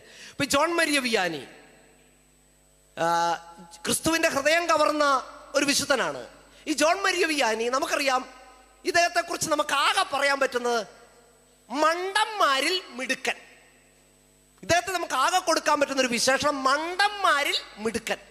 ഒരു 10 മണ്ടന്മാരെ എടുത്തു കഴിഞ്ഞാൽ അതിനകത്ത് ഏറ്റവും മിടുക്കനായ മണ്ടൻ ഇദ്ദേഹം സെമിനാരിയിലാണ്. പഠിക്കാൻ പുറകോട്ട്. അദ്ദേഹത്തിന്റെ പരീക്ഷയുടെ മാർക്ക് എന്ന് പറഞ്ഞാൽ എല്ലാ വിഷയങ്ങൾക്കും സംപൂജ്യനായ മനുഷ്യൻ. എല്ലാ വിഷയങ്ങൾക്കും സംപൂജ്യൻ. നമ്മുടെ മൊബൈൽ ഫോൺ നമ്പർ പറയുന്ന പോലെയാണ് അദ്ദേഹത്തിന്റെ മാർക്ക് പറയുന്നുണ്ട്. 2, 10, 3. അവസാനം പട്ടത്തിന്റെ സമയമായി. ഈ മരിയ വിയാനിയെ ബിഷപ്പ് വന്ന് കാണണം, ഈ ഡീക്കന്മാരെ. പക്ഷെ ബിഷപ്പ് അന്ന് മാർപ്പാപ്പയെ കാണാൻ പോയതുകൊണ്ട് ജനറാളച്ചനാണ് ഈ ഡീക്കന്മാരെ കാണാൻ വരുന്നത്. അപ്പൊ ഈ ജനറാളച്ചൻ വന്നിട്ട് ഓരോ ഡീക്കന്മാരെയായിട്ട് കണ്ടു, ഈ മരിയ വിയാനിയെ കണ്ടു. അവസാനം ഈ സെമിനാരിലെ റെക്ടറച്ചനോട് ചോദിച്ചു, ഈ മരിയ വിയാനി എങ്ങനെയുണ്ട്? അവൻ പറഞ്ഞു, തലയിൽ ആൾതാമസം ഇല്ലാത്ത ഒരാളാണ്, പഠിക്കാൻ ഒന്നിനും കൊള്ളില്ല, അവനെ അച്ഛനാക്കിയ ശരിയാവില്ല. അപ്പോൾ ഈ ജനറാളച്ചൻ ചോദിച്ചു, ഈ മരിയ വിയാനി എന്തെങ്കിലും പോസിറ്റീവ് ക്വാളിറ്റി ഉണ്ടോ? ആ പോസിറ്റീവ് ക്വാളിറ്റി ഉണ്ട്, പോസിറ്റീവ് ക്വാളിറ്റി ഉണ്ട്. എന്താണ്? മാതാവിനോട് ഒടുക്കത്തെ ഭക്തിയാന്ന് പറഞ്ഞു. ഉടനെ ജനറാളച്ചൻ പറഞ്ഞു, മാതാവിനോട് ഭക്തി ഉണ്ടോ? കയറ്റി വിട്ടോളാൻ പറഞ്ഞു. അങ്ങനെ മാതാവിനോടുള്ള ഒറ്റ ഭക്തി കൊണ്ട് മരിയ വിയാനി പുണ്യാളൻ യഥാർത്ഥത്തിൽ അച്ഛനായി. ഇനി അച്ഛനായതിനു ശേഷം എങ്ങോട്ട് വിടും? കുർബാന ചൊല്ലാൻ അറിയില്ല, വായിക്കാൻ അറിയില്ല, ഒരു പാരിഷ് കമ്മിറ്റി നടത്താൻ അറിയില്ല, BCC യോഗം നടത്താൻ അറിയില്ല, പേജ് മറിക്കാൻ അറിയില്ല. എവിടെ കൊണ്ട് നിർത്തും? അവസാനം പിതാവ് പറഞ്ഞു, ഒരു കാര്യം ചെയ്യ്, പണിഷ്മെന്റ് ട്രാൻസ്ഫർ ഒക്കെ സാധാരണ അച്ഛന്മാർക്കും സിസ്റ്റർമാർക്കും കൊണ്ടുപോയിട്ട് പ്രൊവിൻഷ്യൽ ഹൗസിലും ബിഷപ്സ് ഹൗസിലാണ് കൊടുക്കുന്നത്. അപ്പൊ പറഞ്ഞു, ബിഷപ്സ് ഹൗസിൽ വന്നിട്ട് അവിടെ നിന്നോളാൻ പറഞ്ഞു. വിയാനി പുണ്യാളൻ എന്ത് ചെയ്യും? രാവിലെ എഴുന്നേക്കും, പ്രാർത്ഥിക്കും, ബ്രേക്ക്ഫാസ്റ്റ് കഴിക്കും, പോകും, പ്രാർത്ഥിക്കും, ലഞ്ച് കഴിക്കും, പ്രാർത്ഥിക്കും, ചായ കുടിക്കും, പ്രാർത്ഥിക്കും, സപ്പർ കഴിക്കും, പ്രാർത്ഥിക്കും. ഇത് കണ്ടപ്പോഴത്തേനും രൂപതയിലുള്ള എല്ലാ അച്ഛന്മാർക്കും ചെറിയൊരു വിഷമം. ഇവൻ തിന്നുന്നു, കുടിക്കുന്നു, പ്രാർത്ഥിക്കുന്നു, ഇവനൊരു പണി കൊടുക്കണം.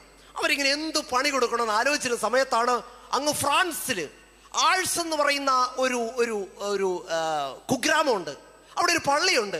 അവിടെ വരുന്ന അച്ഛന്മാരെ മുഴുവൻ നാട്ടുകാർ തല്ലി ഓടിക്കും. നിങ്ങൾ ചിലർ ഓടിക്കുന്ന പോലെ. പള്ളി പൂട്ടിക്കിടക്കുക. പോകുന്ന അച്ഛന്മാർക്കൊക്കെ ഒരു പേടി സ്വപ്നമാണ് ഈ പാരിഷ്. ബിഷപ്പ് വിളിച്ചിട്ട് പറഞ്ഞു, ആദ്യത്തെ ട്രാൻസ്ഫർ നേരെ പെട്ടിയെടുത്തുകൊണ്ട് ആഴ്സിലേക്ക് പൊക്കോളാൻ പറഞ്ഞു. പിതാവിനെ അനുസരിച്ചുകൊണ്ട് ആ യുവവൈദികൻ ആരംഭിച്ച യാത്ര വിശുദ്ധന്മാർക്കുള്ള രൂപക്കൂട്ടിലേക്കുള്ള യാത്രയായിരുന്നു. ഉച്ചത്തിൽ പറഞ്ഞ ഹല്ലേലൂയ. ആ പിതാവ് ആ അദ്ദേഹത്തിന്റെ രൂപതാധ്യക്ഷൻ പറഞ്ഞതനുസരിച്ചുകൊണ്ട് ഇദ്ദേഹം ആർക്കും വേണ്ടാത്ത ഒരു പാരിഷിലേക്ക് യാത്രയായി. അത് അനുസരിച്ചു കൊണ്ടുള്ളൊരു യാത്ര വിശുദ്ധന്മാർക്ക് വേണ്ടി മാത്രം പെടുന്ന രൂപക്കൂട്ടിലേക്കുള്ള യാത്രയായിരുന്നു. അവസാനം മരിയ വിയാനി പുണ്യാളൻ അവിടെ നിന്ന് മറ്റൊരു പള്ളിയിലേക്ക് ട്രാൻസ്ഫർ ആകുമ്പം ഒരു എക്സാജറേഷനും ഇല്ല, 10,000-ഓളം പരം ആൾക്കാർ അദ്ദേഹത്തിന്റെ കുംഭസാരം കേൾക്കുവാനായിട്ട് ക്യൂവിൽ നിൽപ്പുണ്ടായിരുന്നു. ചരിത്രം സാക്ഷ്യപ്പെടുത്തുന്നു. അനുസരണത്തിന്റെ അഗ്രത്ത് അനുഗ്രഹമുണ്ട്. ഇനി പാദ്രേപ്പിയോ എന്ന് പറഞ്ഞൊരു വിശുദ്ധനെ കുറിച്ച് കേട്ടിട്ടുണ്ടോ? പാദ്രേപ്പിയോ കേട്ടിട്ടുണ്ടോ? വായിക്കരുത്, ഇങ്ങനെ വിശുദ്ധന്മാരെ കുറിച്ചൊന്നും അറിയരുത്. ഇനി അങ്ങനെ നന്നായി പോയാലോ മോളെ, ഇടയ്ക്കൊക്കെ വായിക്കണം. പാദ്രേപ്പിയെ കുറിച്ച് വായിക്കണം, മദർ തെരേസയെ കുറിച്ച് വായിക്കണം, വിശുദ്ധ ജെയ്സനെ കുറിച്ച് വായിക്കണം. അത് ഞാനാ, എൻ്റെ ഒരു ആഗ്രഹം പറഞ്ഞതേ ഉള്ളൂ. എനിക്ക് വിശുദ്ധനാകാൻ ആഗ്രഹമുള്ളതുകൊണ്ടെന്ന് പറഞ്ഞതേ ഉള്ളൂ. കൊച്ചു പേടിച്ചു പോയി, ഇങ്ങനെ വിശുദ്ധനുണ്ടോന്ന്. ഒരുപക്ഷെ സഹനങ്ങളുടെ കർക്കടപ്പെയ്ത്തിലും അനുഗ്രഹങ്ങളുടെ മഴവില്ല് സമ്മാനിച്ച വിശുദ്ധനാരാണെന്ന് ചോദിച്ചു കഴിഞ്ഞാൽ ഒറ്റ ഉത്തരവേ ഉള്ളൂ, പാദ്രേപ്പിയോ. മാലാഹമാർ തോൽക്കുന്ന മനസ്സിന്റെ ഉടമ പാദ്രേപ്പിയോ. ഈ പാദ്രേപ്പിയോ വിശുദ്ധനായൊരു വൈദികനായിരുന്നു. ഈ വിശുദ്ധനായ വൈദികന്റെ അടുത്ത് ഒത്തിരി ആൾക്കാർ പ്രാർത്ഥിക്കാൻ വരുമായിരുന്നു. ഞാൻ ഉദാഹരണം പറയാം. ഇവിടെ 35 വർഷത്തോളം ആത്മീയ ശുശ്രൂഷയിൽ ഇങ്ങനെ പ്രശോഭിച്ച് നിൽക്കുന്ന ഇവിടെ പ്രശാന്തച്ഛനുണ്ട്, അല്ലേ? പ്രശാന്തച്ഛൻ എന്ന് പറയുന്നത് എല്ലാവരുടെ മുഖത്തൊരു ഒരു പ്രകാശം പരന്നു, ഒരു പ്രശാന്തമായി.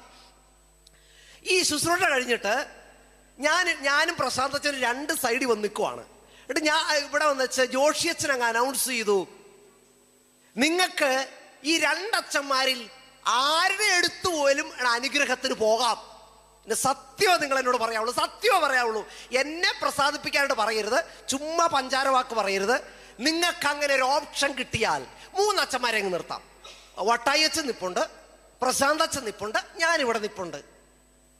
ആരുടെ അടുത്തേക്കായിരുന്നു നിങ്ങൾ ആദ്യം ഓടിച്ചിരുന്നത്? ആദ്യം പ്രശാന്ത് അച്ഛൻ, വട്ടായച്ചൻ, പിന്നെ എന്നെ അറിയത്തില്ലാത്ത ആരെങ്കിലും ഉണ്ടെങ്കിൽ അങ്ങോട്ട് പാഞ്ഞു വരും. എന്നാ വട്ടായച്ചന്റെ പൗരോഹിത്യമല്ലേ എനിക്കും കിട്ടിയത്, പ്രശാന്ത് അച്ഛന്റെ പൗരോഹിത്യമല്ലേ എനിക്ക് കിട്ടിയത്. വിശുദ്ധി പകരപ്പെടും, അറിയപ്പെടും. അങ്ങനെ വിശുദ്ധി പകരപ്പെട്ട, വിശുദ്ധി അറിയപ്പെട്ട ഒരു പുരോഹിതനായിരുന്നു ഈ പാദ്രി പിയോ. അപ്പൊ ഈ പാദ്രി പിയോയുടെ അടുത്ത് ആൾക്കാരൊക്കെ വരുന്നത് കണ്ടിട്ട് കൂട്ടത്തിലുള്ള അച്ഛന്മാർക്ക് ഭയങ്കര അസൂയ. അച്ഛന്മാർക്ക് അസൂയ ഉണ്ടാകും. എന്നോട് എനിക്ക് അസൂയ ഉണ്ടോന്നാണോ?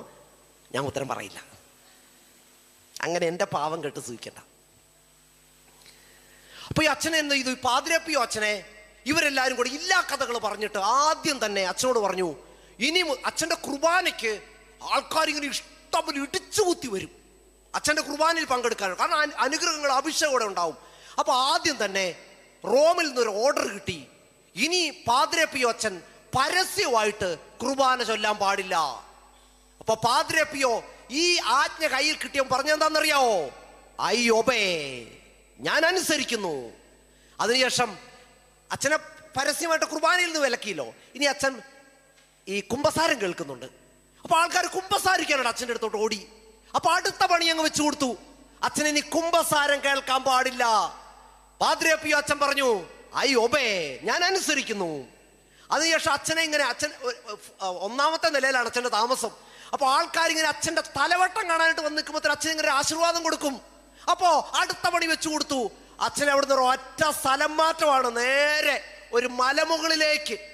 വെള്ളമില്ല, കരണ്ടില്ല, കുശിനിയില്ല, വഴി സൗകര്യമില്ല. അങ്ങനെ ഒരു ആശ്രമത്തിലേക്ക് പാദ്രി പിയോ അച്ഛനെ ട്രാൻസ്ഫർ ആക്കി.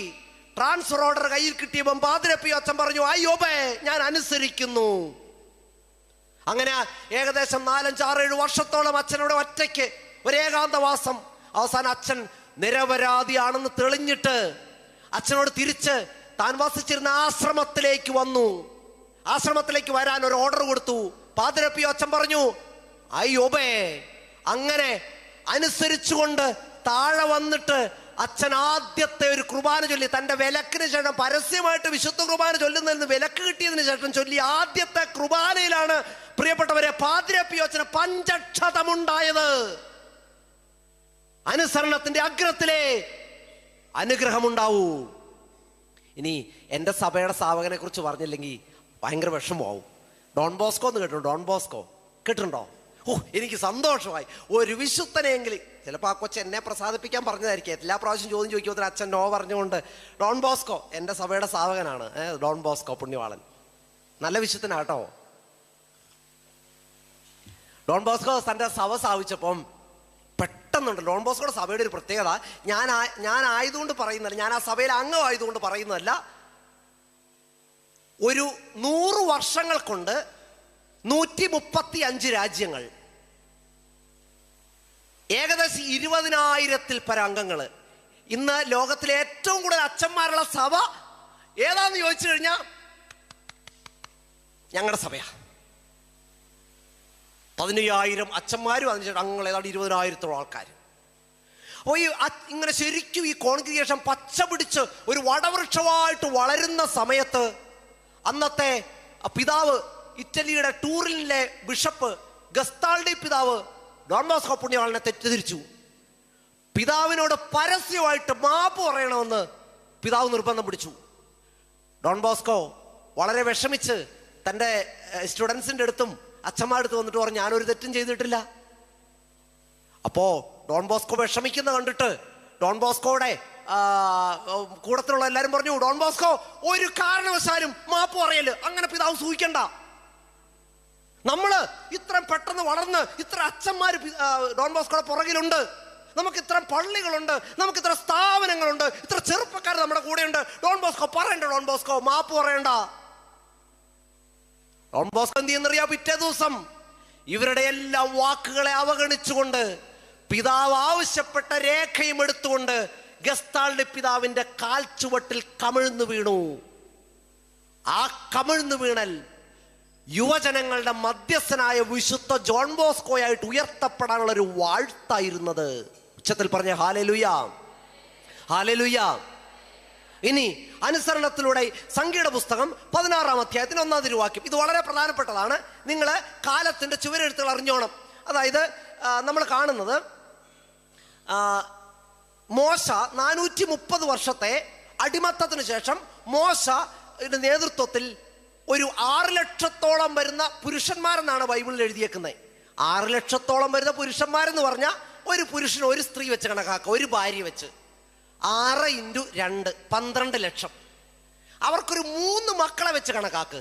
12 × 3 36 ലക്ഷം. 36 ലക്ഷം ഏകദേശം ജനങ്ങളെയും കൊണ്ട് ഈ മോശ ഒരു യാത്ര ആരംഭിച്ചു. മരുഭൂമിയിൽ ചെന്ന പ്രതിസന്ധികളുണ്ട്. അവിടെ വെച്ചിട്ട് ഈ മോശയ്ക്കെതിരായിട്ട് മോശ ആരായിരുന്നു ചോദിച്ചു കഴിഞ്ഞാൽ, നിങ്ങളിപ്പോൾ ചോദിക്കുക മോശ ആരായിരുന്നു ചോദിച്ചാൽ ഒറ്റ വാക്ക് ഞാൻ പറയും, മോശമായിരുന്നു. മോശയ്ക്ക് കൊടുക്കാൻ പറ്റുന്ന ഒറ്റ ഒരു ഡെഫിനിഷൻ, മോശമായിരുന്നു. ഈ മോശമായ മോശയെ ദൈവം തെരഞ്ഞെടുത്തു. നിങ്ങളെ നയിക്കുന്ന ആത്മീയ നേതൃത്വം മോശമായിരിക്കാം, കുറവുകളുള്ളവരായിരിക്കാം.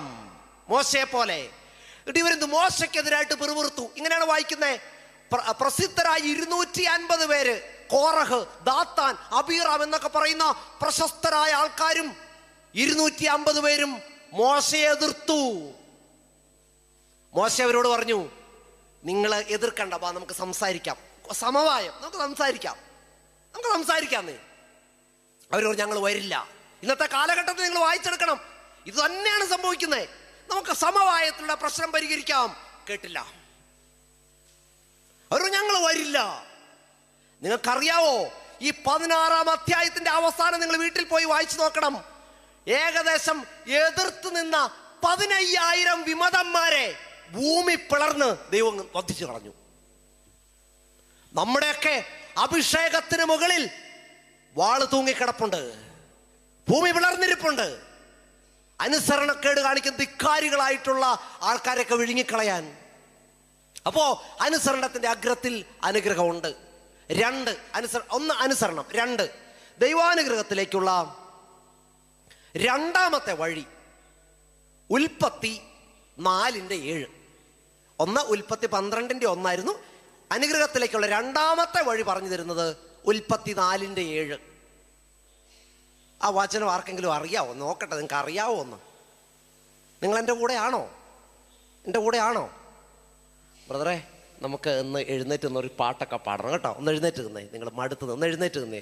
ഉറങ്ങി വരുമായിരുന്നു, അന്നേരമാണ് ഒന്ന് എഴുന്നേറ്റ് നിന്നേ. ഇപ്പൊ പാട്ട് തുടങ്ങരുതാ, ഞാൻ അവരെ ഒന്ന് എഴുന്നേറ്റേ. മെല്ലെ എഴുന്നേറ്റ്, മുട്ടുമ്മേ കുത്തി എഴുന്നേറ്റ്. എഴുന്നേറ്റ് അടുത്തിരിക്കുന്ന ആൾക്കൊരു ഷെയ്ക്കാൻ്റെ കൊടുത്തേ. ദൈവം അനുഗ്രഹിക്കട്ടെ എന്ന് പറഞ്ഞേ. ദൈവം അനുഗ്രഹിക്കട്ടെ എന്ന് പറ. ബ്രദറെ, നമുക്കറിയാവുന്നവർക്ക് ആദ്യം ഒന്ന് കരങ്ങൾ ഉയർത്തിക്കേ. ഒന്ന് ഉച്ചത്തിലൊന്ന് സ്തുതിച്ച് ഹല്ലേലൂയ, ഹല്ലേലൂയ, ഹല്ലേലൂയ, ഹല്ലേലൂയ. ഉച്ചത്തിൽ സ്തുതിച്ചേ. സ്വരമുയരട്ടെ, കരമുയരട്ടെ. ഉച്ചത്തിൽ സ്തുതിച്ചേ. Hallelujah, hallelujah, hallelujah, hallelujah. ഒഴുകട്ടെ, അനുഗ്രഹം ഒഴുകട്ടെ, അഭിഷേകം ഒഴുകട്ടെ, സൗഖ്യം ഉണ്ടാവട്ടെ, കെട്ടുകൾ പൊട്ടിപ്പോകട്ടെ, വിടുതൽ ഉണ്ടാവട്ടെ, രോഗങ്ങൾ മാറിപ്പോകട്ടെ. Hallelujah, hallelujah, hallelujah, hallelujah, hallelujah, hallelujah. കൈയടിച്ചേ, നന്നായിട്ട് കൈയടിച്ചേ. സിയോൻ യാത്രയതിൽ മനമേ ഭയമൊന്നും വേണ്ടിനെയും. സിയോൻ യാത്രയതിൽ മനമേ ഭയമൊന്നും വേണ്ടിനെയും. അബ്രഹാമിൻ ദൈവം, ഇസഹാക്കിൻ ദൈവം, യാക്കോബിൻ ദൈവം കൂടെയുള്ളതാ. അബ്രഹാമിൻ ദൈവം, ഇസഹാക്കിൻ ദൈവം, യാക്കോബിൻ ദൈവം കൂടെയുള്ളതാ. സിയോൻ യാത്രയതിൽ മനമേ ഭയമൊന്നും വേണ്ടിനിയും. സിയോൻ യാത്രയതിൽ മനമേ ഭയമൊന്നും വേണ്ടിനിയും. ഇടത്തോട്ട് വലത്തോട്ട് കാലൊക്കെ ഒന്ന് പറിച്ചു വെക്ക്. ഇടത്തോട്ട് വലത്തോട്ട് സാധിക്കും നോക്ക്. നാട്ട് കൈയടിച്ചേ.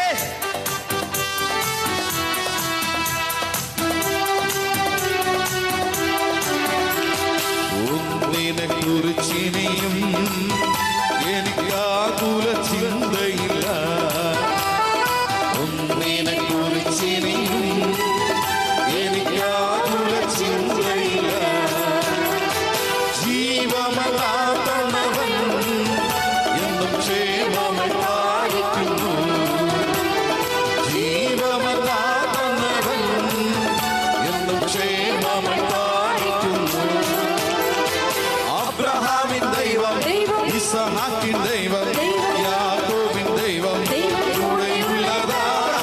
അബ്രഹാമിൻ ദൈവം, ഇസഹാക്കിൻ ദൈവം, യാക്കോബിൻ ദൈവം കൂടെയുള്ളതാ. സീയോൻ യാത്രയതേ മനമേ ഭയമൊന്നും വേണ്ടിനിയും.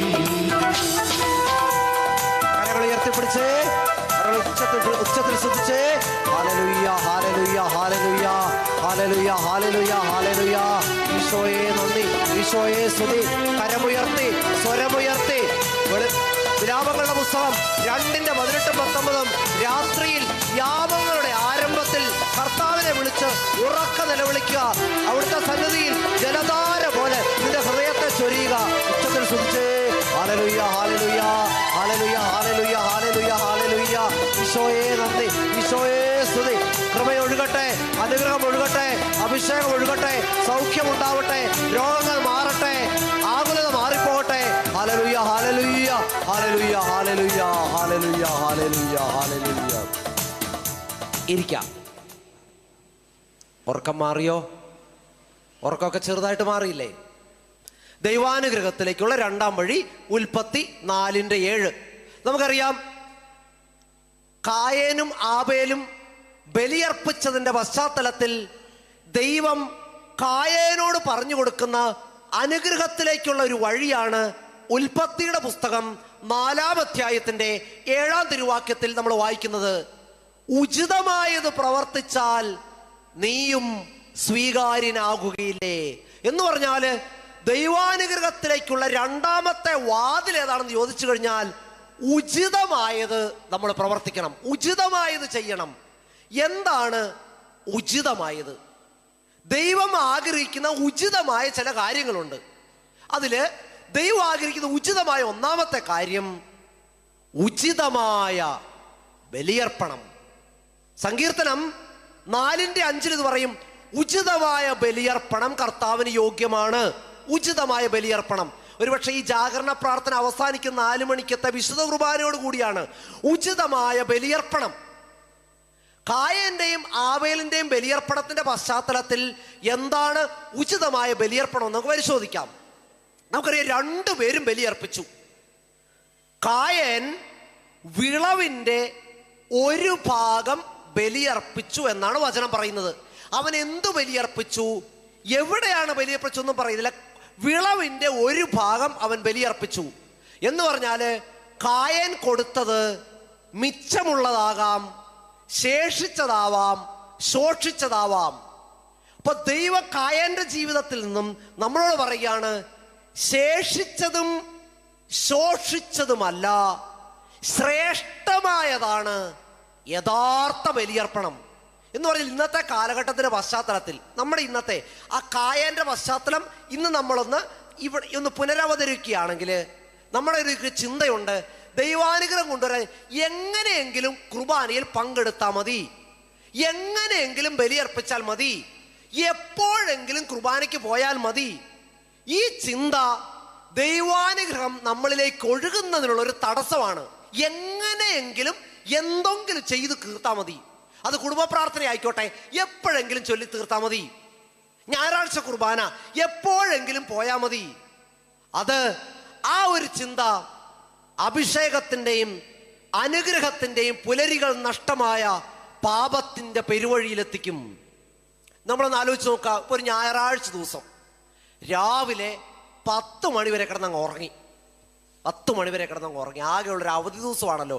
എന്ത് ചോദിച്ചാലും നമ്മൾ പറയുന്നത് എന്താണ്, ആകെ കിട്ടുന്ന ഒരു ദിവസമാണ് വെച്ചാൽ ഞായറാഴ്ച ദിവസം. സുഖമായിട്ട് കിടന്നങ്ങ് ഉറങ്ങി. അതിനുശേഷം വീട്ടിലെ പണി മുഴുവൻ അങ്ങ് പൂർത്തിയാക്കി. പിന്നെ സന്ദർശിക്കാവുന്ന രോഗികളെയും ബന്ധുജനങ്ങളെയും എല്ലാം സന്ദർശിച്ചു. അതിനുശേഷം 5 മണി ആയപ്പോഴാണ് ഓർത്തത്, കുർബാനയ്ക്ക് പോയിട്ടില്ലല്ലോ. പിന്നെ അന്വേഷണം, ഓട്ടമാണ്. ഏതെങ്കിലും ആശ്രമത്തിന്റെ പള്ളികളില് കുർബാനയുണ്ടോ? ഒരൊറ്റ ഓട്ടമാണ്. തല്ലി അലച്ച് ഊത്ത കയറുന്ന പോലെ പള്ളിക്ക് ഓട്ടി അലച്ച് വിശുദ്ധ കുർബാനയ്ക്ക് അങ്ങ് ചെല്ലും.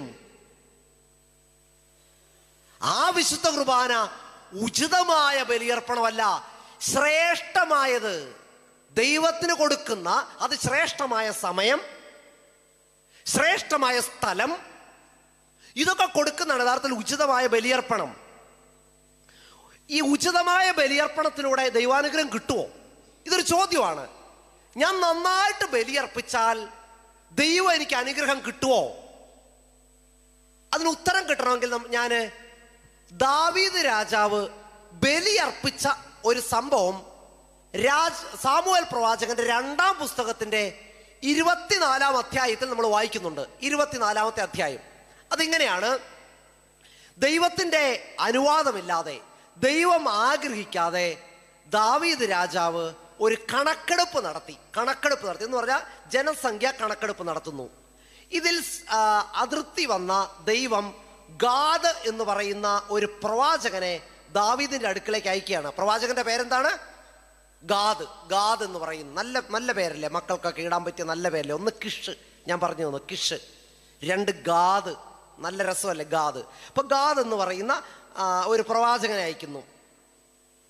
അപ്പോൾ ഈ പ്രവാചകൻ അവിടെ ചെന്നിട്ട് ദാവീദിനോട് പറയാണ്, നീ ദൈവസന്നിധിയിൽ ഉചിതമായത് ചെയ്തിട്ടില്ല, അതുകൊണ്ട് 3 ശിക്ഷ ഓപ്ഷൻ തരും. 3 ശിക്ഷകളുണ്ട്, അതിനകത്ത് ഏതെങ്കിലും ഒരെണ്ണം ഓപ്റ്റ് ചെയ്യാം. ശ്രദ്ധിച്ചു കേട്ടോണം. നിങ്ങൾക്കാണ് ഈ ശിക്ഷ കിട്ടുന്നതിൽ നിങ്ങൾ ഏത് ഓപ്റ്റ് ചെയ്യും? നിങ്ങൾ ശ്രദ്ധിച്ചോണം. 1, അദ്ദേഹത്തോട് പറയാണ് 3 വർഷം ക്ഷാമം. ഓപ്ഷൻ എ 3 വർഷം ക്ഷാമം. 2, 3 മാസം ഒളിവിൽ പോണം. 3-ാമത്തേത് 3 ദിവസം പകർച്ചവ്യാധി. നിങ്ങൾക്കാണ് ഞാൻ ഈ ഓപ്ഷൻ തരുന്നത് വിചാരിക്കുക. ചേച്ചി, കർത്താവിന്റെ കൽപ്പന ലംഘിച്ചു, ഞാനൊരു ഓപ്ഷൻ തരുവാണ്. 3 ശിക്ഷയുണ്ട്, 1 തിരഞ്ഞെടുക്കാം. 1, 3 വർഷം ക്ഷാമം. 2, 3 മാസം ഒളിവിൽ പോണം. 3 ദിവസം പകർച്ചവ്യാധി. നിങ്ങൾക്കാണ് ഈ ശിക്ഷ കിട്ടിയെങ്കിൽ നിങ്ങൾ ഏത് ഏറ്റെടുക്കും? പറ, നിങ്ങൾ ഏതേറ്റെടുക്കും? 3 വർഷം, 3 മാസം, 3 ദിവസം. ആ 3 ദിവസം, അതായത് 3 ദിവസം കൊണ്ട് പരിപാടിയെല്ലാം കഴിയുമല്ലോ. ഇല്ലെങ്കിൽ 3 വർഷം. ദാവീദ് രാജാവിന്റെ മുമ്പിൽ ഈ 3 ഓപ്ഷൻ കൊടുത്തു. അപ്പോ ദാവീദ് രാജാവ് പറഞ്ഞു, ഓപ്ഷൻ 3, 3 ദിവസം പകർച്ചവ്യാധി. അപ്പൊ ഗാദ് ചോദിച്ചു, ഷുവറാണോ? ഷുവറാണ്. ലോക്ക് ചെയ്യാം. ഉടനെ ഗാദ് പറഞ്ഞു, കമ്പ്യൂട്ടർ പ്ലീസ് ലോക്ക് ചെയ്തു. പിന്നെ ഈ 3 ദിവസം ക്ഷാമമാണ്, ചൊറിച്ചിൽ, പകർച്ചവ്യാധിയാ. ആദ്യം അപ്പം വന്ന് ഫ്രണ്ടിലിരിക്കും, അമ്മ തൊട്ട് പുറകിൽ അപ്പനെ ചൊറിഞ്ഞുകൊണ്ടിരിക്കും. അതിന്റെ പുറകിൽ മൂത്ത മോൻ ഇങ്ങനെ ചൊറിഞ്ഞുകൊണ്ടിരിക്കും. നേരെ ആയിട്ടിരുന്ന എല്ലാം ചൊറിച്ചില്. അവ ഏറ്റവും പുറകിലിരിക്കുന്ന ആളെ ആര് ചൊറിയും? ഒരു ബുൾഡോസർ കൊണ്ടുവന്നിട്ട് ബുൾഡോസർ ഇങ്ങനെ ചൊറിഞ്ഞുകൊണ്ടിരിക്കും. അപ്പൊ ഇവരുടെ കഷ്ടപ്പാട് കണ്ടിട്ട് എല്ലാവർക്കും പകർച്ചവ്യാധി, ചൊറിച്ചില്. അപ്പൊ ദാവീദ് രാജാവ് ചോദിക്കുന്ന ഒരു ചോദ്യമുണ്ട്, ദൈവമേ, തെറ്റ് ചെയ്തത് ഞാനല്ലേ, അതിനെന്തിന് ജനത്തെ ശിക്ഷിക്കണം? അപ്പൊ ഗാദ് പ്രവാചകൻ രംഗത്ത് വരുന്നു. ഗാദ് പ്രവാചകൻ പറയാണ്, നീ ഒരു കാര്യം ചെയ്യുക, നീ അരവനായുടെ മെതിക്കളത്തിൽ പോയിട്ട് നീ ഒരു ബലിയർപ്പിക്കണം. അങ്ങനെ ഇവൻ അരവന എന്ന് പറയുന്ന ഒരു ജബൂസ്യന്റെ മെതിക്കളത്തിൽ ബലിയർപ്പിക്കാൻ പോവാണ്. അപ്പൊ രാജാവ് പരിവാരങ്ങളോടുകൂടി ബലിയർപ്പിക്കാനായിട്ട് വരുന്നത് കണ്ടപ്പം ഈ ജബൂസിനായ അരവന പറയാണ്, ദാവീദ് രാജാവേ, എന്താണ് അങ്ങയുടെ ആഗമനോദ്ദേശം? ദാവീദ് രാജാവ് പറഞ്ഞു, ഗാദ് പ്രവാചകൻ പറഞ്ഞതനുസരിച്ച് എനിക്ക് ബലിയർപ്പിക്കാനായിട്ടൊരു സ്ഥലം വേണം, കുറച്ച് വിറക് വേണം, ബലിമൃഗങ്ങളെ വേണം. ഈ ജബൂസിനായ അരവന പറഞ്ഞു, രാജാവേ, അങ്ങെടുത്താലും എൻ്റെ മെതിക്കളം, വിറക് ഇത് എൻ്റെ സ്ഥലത്ത് തന്നെ ഉണ്ട്. ഇനി കന്നുകാലികളെ ഇവിടുന്ന് എടുത്തോളൂ, എല്ലാം സൗജന്യമായിട്ട് അങ്ങേക്ക് തന്നേക്കുന്നു. അപ്പൊ ദാവീദ് രാജാവ് പറഞ്ഞ എന്താണെന്നറിയാവോ? അതാണ് നമ്മൾ ചങ്കിൽ നാരായം കൊണ്ട് എഴുതി വെക്കേണ്ടത്. ഒരു ചെലവുമില്ലാത്ത ബലി ഞാൻ കർത്താവിന് അർപ്പിക്കില്ല. ഒരു ചെലവുമില്ലാത്ത ബലി ഞാൻ കർത്താവിന് അർപ്പിക്കില്ല എന്ന് പറഞ്ഞാല് വില കൊടുത്തുള്ള ഒരു ബലി ഞാൻ അർപ്പിക്കും. അങ്ങനെ ദാവീദ് രാജാവ് ഒരു ബലി അർപ്പിക്കുന്നു. ആ ബലിയിൽ കർത്താവ് സംപ്രീതനാകുന്നു. 3 ദിവസത്തെ പകർച്ചവ്യാധി 1-ാമത്തെ ദിവസം തന്നെ മാറിപ്പോകുന്നു. അപ്പൊ ഉചിതമായ ബലിയർപ്പണത്തിലൂടെ ദൈവാനുഗ്രഹം നമുക്ക് ലഭിക്കുവോ? നല്ല ഒരു ബലിയർപ്പിച്ചാല്, വില കൊടുത്തുകൊണ്ടുള്ള ബലിയർപ്പിച്ചാല്. എന്താണ് ഈ വില കൊടുത്തുകൊണ്ടുള്ള ബലിയർപ്പണം? ബലിയർപ്പണം നിങ്ങൾ കുർബാനയ്ക്ക് 10 മിനിറ്റ് മുമ്പ് വരണം. പിതാവിനും പുത്രനും പരിശുദ്ധാത്മാവിനും സ്തുതി എന്ന് തുടങ്ങുമ്പോഴല്ല, നിങ്ങൾ കുർബാനയ്ക്ക് 10 മിനിറ്റ് മുമ്പ് വരണം. നിങ്ങളുടെ നിയോഗങ്ങൾ മുഴുവൻ മുട്ടിന്മേൽ നിന്ന് ആ പ്രവേശനകാലം ആലപിക്കുന്നതിന് മുമ്പ് കർത്താവിന് സമർപ്പിക്കണം. വില കൊടുത്തുള്ള ഒരു ബലി. അതിനുശേഷം പ്രവേശന ഗാനത്തോടു കൂടി നിങ്ങൾക്കറിയാവുന്ന പാട്ടാണെങ്കിൽ നിങ്ങൾ ഹൃദയം തുറന്ന്, അധരം തുറന്ന് ഗായക സംഘത്തോട് ചേർന്നങ്ങ് പാടണം. ഇനി കുർബാനയുടെ ഓരോ ഭാഗങ്ങളുടെ അർത്ഥം മനസ്സിലാക്കണം. കുർബാന പുസ്തകം കയ്യിലെടുക്കണം. കാഴ്ചക്കാരെ പോലെ നിൽക്കരുത്. ഇനി നിങ്ങൾ ഈ പലതരത്തിലുള്ള ഈ മത്സരങ്ങളിൽ പങ്കെടുത്തിട്ടുണ്ട് അല്ലേ? നിങ്ങൾ എൻ്റെ കൂടെയാണോ? ഉറക്കം വരുന്നുണ്ടോ? എൻ്റെ ശബ്ദം കേട്ടാൽ ഉറക്കം വരാൻ സാധ്യതയില്ല. ഉറക്കം വരുന്നുണ്ടോ? സത്യം പറ. എന്നാ ഉറക്കം വരുന്ന എല്ലാവരും ഒന്ന് കൈപൊക്കിക്ക്. ഒന്ന് വന്നിട്ട് പറഞ്ഞേ ഹല്ലേലൂയ എന്ന് പറഞ്ഞേ. ഉറക്കം വരുന്നവര്. ഈ മുമ്പിലിരുന്ന് ചേച്ചിക്ക് ഒരു അബദ്ധം പറ്റി. ചേച്ചി ഇത്രയും പൊക്കിയപ്പോഴത്തേക്കാണ് സുബോധത്തിന്റെ ആത്മാവ് കടന്നു വന്നേ. ഉടനെ ചേച്ചി എന്ത് ചെയ്തു? ഇവിടെയൊക്കെ ഇങ്ങനെയൊക്കെ ഒന്ന് ഇങ്ങനെ കാണിച്ച് ചേച്ചി ഞാൻ കണ്ട ചേച്ചി എന്തിനാ ചേച്ചി എന്നെ ഇങ്ങനെ പറ്റിക്കുന്നേ? നോക്കിയേ അമ്മച്ചി നോക്കിയേ, ചുമ്മാ കള്ളത്തരം കാണിക്കുവാണ്. ഉച്ചത്തിൽ പറഞ്ഞേ ഹല്ലേലൂയ, ഹല്ലേലൂയ. ഓ, കുർബാന പുസ്തകം കയ്യിലെടുക്കണം. പ്രാർത്ഥനകൾ ഉറക്കെ ചൊല്ലണം. ഇനി കാഴ്ചവെപ്പിന്റെ സമയത്ത് ആ അപ്പവും ഉയർത്തപ്പിടിച്ചിരിക്കുമ്പോ എൻ്റെ മക്കളെ, നിങ്ങളുടെ നിയോഗങ്ങളെല്ലാം ഒരിക്കൽ കൂടി ആ അപ്പത്തോടും വീഞ്ഞിനോടൊപ്പം ഉയർത്തപ്പെടണം. അതായത് ഈ മനുഷ്യന്റെ വിയർപ്പിന്റെ ഫലമായ അപ്പവും വീഞ്ഞും ആ മുന്തിരിച്ചാറിനെയും ബാർലി അപ്പത്തെയും ക്രിസ്തുവിന്റെ സാന്നിധ്യമുള്ള തിരുശരീരവും തിരുരക്തമാക്കാൻ കഴിവുള്ള ദൈവത്തിന് നിങ്ങളുടെ ചങ്കിലെ നൊമ്പരങ്ങള് അങ്ങ് വിട്ടുകൊടുക്കണം. എന്നിട്ട് അതിനോടൊപ്പം ഉയർത്തണം. കൂദാശ സമർപ്പണ വേളയിൽ മുട്ടിന്മേൽ നിന്ന് ഹൃദയം തകർന്ന് പ്രാർത്ഥിക്കണം. കുമ്പസാരിച്ച ശേഷം വിശുദ്ധ കുർബാന സ്വീകരിക്കണം. വിശുദ്ധ കുർബാനയ്ക്ക് ശേഷം മുട്ടിന്മേൽ നിന്ന് വീണ്ടും നിങ്ങളുടെ നിയോഗങ്ങൾ സമർപ്പിച്ച് പ്രാർത്ഥിക്കണം. ഇനി കുർബാനയ്ക്ക് ശേഷം ഒരു ശരാശരി ക്രിസ്ത്യാനി പോകുന്ന പോലെ ഓടരുത്. ശരാശരി ക്രിസ്ത്യാനി എന്താണ്? അവസാനം പറയും സർവശക്തനായ ദൈവം പിതാവും പുത്രനും പരിശുദ്ധനും നിങ്ങളെ അനുഗ്രഹിക്കട്ടെ. ദിവ്യപൂജ സമാപിച്ചു എന്ന് പറയുമ്പോൾ ഓൾറെഡി കാറിനകത്ത് കയറിയിരിക്കും. ഈ സീറോ മലബാർ സഭയില് ഈ കുർബാന അവസാനിക്കുന്ന ഇങ്ങനെയാണ്. ഞാൻ സീറോ മലബാർ പാരമ്പര്യത്തിൽപ്പെട്ട ഒരു വൈദികനാണ്. അതിൻ്റെ പ്രാർത്ഥന അവസാനം ഇങ്ങനെയാണ്: വിശുദ്ധീകരണത്തിന്റെ ബലിപീഠമേ സ്വസ്തി, ഞങ്ങളുടെ കർത്താവിന്റെ കബറിടമേ സ്വസ്തി, നിന്നെ സ്വീകരിച്ച കുർബാന ഇനിയൊരു ബലിയർപ്പിക്കുവാൻ ആഹാ ഇങ്ങോട്ട് ഞാൻ വരില്ല എന്നും പറഞ്ഞാണ് സൂര്യാനിക്കാരല്ല ഓടുന്നത്. അതല്ല, കുർബാനയ്ക്ക് ശേഷം ഇറങ്ങി ഓടരുത്. അവിടെ അവസാനം പാടുന്ന പാട്ടിനൊപ്പം നിന്ന് പാട്ടുപാടി ഒരു 5 മിനിറ്റെങ്കിലും നിങ്ങൾ അവിടെ കർത്താവിന് നന്ദി പറഞ്ഞ് നിങ്ങളൊരു ബലിയർപ്പിച്ച് നോക്കിയിട്ട് നിങ്ങളുടെ നിയോഗങ്ങൾ കർത്താവ് സ്വീകരിക്കുന്നില്ലെങ്കിൽ എൻ്റെ പേര് ഞാൻ പറഞ്ഞല്ലോ ചങ്ങനാശ്ശേരിയിലുണ്ട്, വന്ന് കാണാം. ഇത് ഹൃദയത്തോട് ചേർത്ത് വെച്ചവരൊന്നും പിന്നീട് കാണാൻ വന്നിട്ടില്ല. ഉചിതമായ ബലിയർപ്പണം. മൂന്നാമത്തെ, 1 അനുസരണം, 2 ഉചിതമായ ബലിയർപ്പണം, 3 ഉചിതമായ വാക്ക്. വാക്ക് അനുഗ്രഹം കൊണ്ടുവരുമോ? വലിയൊരു ചോദ്യമാണ്. വാക്ക് അനുഗ്രഹം കൊണ്ടുവരുമോ? പരിശുദ്ധ അമ്മ തേജോന്മുഖയായി സ്വർഗത്തിന് അഴകായിട്ട് അൾത്താരയ്ക്ക് അഴകായിട്ട് നിൽക്കാൻ ഒരു കാരണം അവൾ ഒരൊറ്റ വാക്കേ പറഞ്ഞുള്ളൂ. ഈ ഗബ്രിയേൽ മല കാണാൻ വന്നു കഴിഞ്ഞപ്പം 1-2 വാക്ക് പറഞ്ഞു. അവസാനം എങ്ങനെയാണ്? ഇതാ കർത്താവിന്റെ ദാസിന്റെ വചനം പോന്നില്ലാവട്ടെ. ആ ഒരൊറ്റ വാക്കുകൊണ്ട് അവൾ ദൈവാനുഗ്രഹത്തിലേക്ക് അവൾ നടന്നെടുത്തു. ഇനി മത്തായിയുടെ സുവിശേഷം 15-ാം അധ്യായത്തിന്റെ 27-ാം തിരുവാക്യം, കാനാൻകാരി സ്ത്രീ തൻ്റെ മകളെ സൗഖ്യപ്പെടുത്താണ്ട് ഈശോയുടെ അടുത്ത് ചെല്ലുന്നുണ്ട്. അറിയാവോ തിരുവചന ഭാഗം ഏതാണെന്ന്? അറിയാവോ? തലയാട്ടുന്നുണ്ട്. അറിയില്ല എന്നാണ് പറഞ്ഞത്, അത് അറിയാമെന്നാണ് പറഞ്ഞത്. ആർക്കും തമ്പുരാൻ അറിയാം.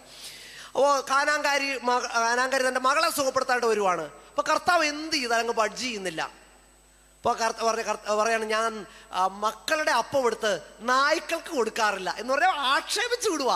അപ്പോൾ ഇവളെന്ത് ചെയ്തു? ഇവളൊരു വാക്ക് പറഞ്ഞു, കർത്താവേ, ഈ മേശയിൽ നിന്ന് വീഴുന്നത്, എന്നിട്ട് ഈ യജമാനന്റെ മേശയിൽ നിന്ന് വീഴുന്ന കേട്ടോ ഈ നായ്ക്കളും വിശപ്പടക്കുന്നുണ്ടല്ലോ. ഒറ്റ വാക്ക് അവൾക്ക് സൗഖ്യം ലഭിച്ചു. ശതാധിപന്റെ ഭൃത്യൻ പറഞ്ഞു, കർത്താവെ, എൻ്റെ ഭൃത്യനെ സുഖപ്പെടുത്തണം. അപ്പോൾ ഈ ഭൃത്യൻ, കർത്താവ് അവൻ്റെ വീട്ടിലേക്ക് പോകാൻ തയ്യാറായി. അപ്പോൾ ഈ ഭൃത്യൻ പറയുന്ന ഒരു വാക്കുണ്ട്, നിങ്ങളത് അറിഞ്ഞിരിക്കണം. എന്തായിരിക്കും ആ വാക്ക്? കുർബാനയുടെ സമയത്ത് പറയുന്നത്, ലത്തീൻ ആരാധന കുർബാന സമയത്ത് പറയുന്നതാണ് ആ വാക്ക്. കർത്താവെ, അങ്ങൻ്റെ ഭവനത്തിൽ എഴുന്നള്ളുവാൻ ഞാൻ യോഗ്യനല്ല, അങ്ങൊരു വാക്കുരിച്ചരിച്ചാൽ മതി, എൻ്റെ ഭൃത്യൻ സുഖം പ്രാപിക്കും. ആ ഒരൊറ്റ വാക്കുകൊണ്ട് ഈ ഭൃത്യന്റെ ആ രോഗം സൗഖ്യപ്പെടുകയാണ്.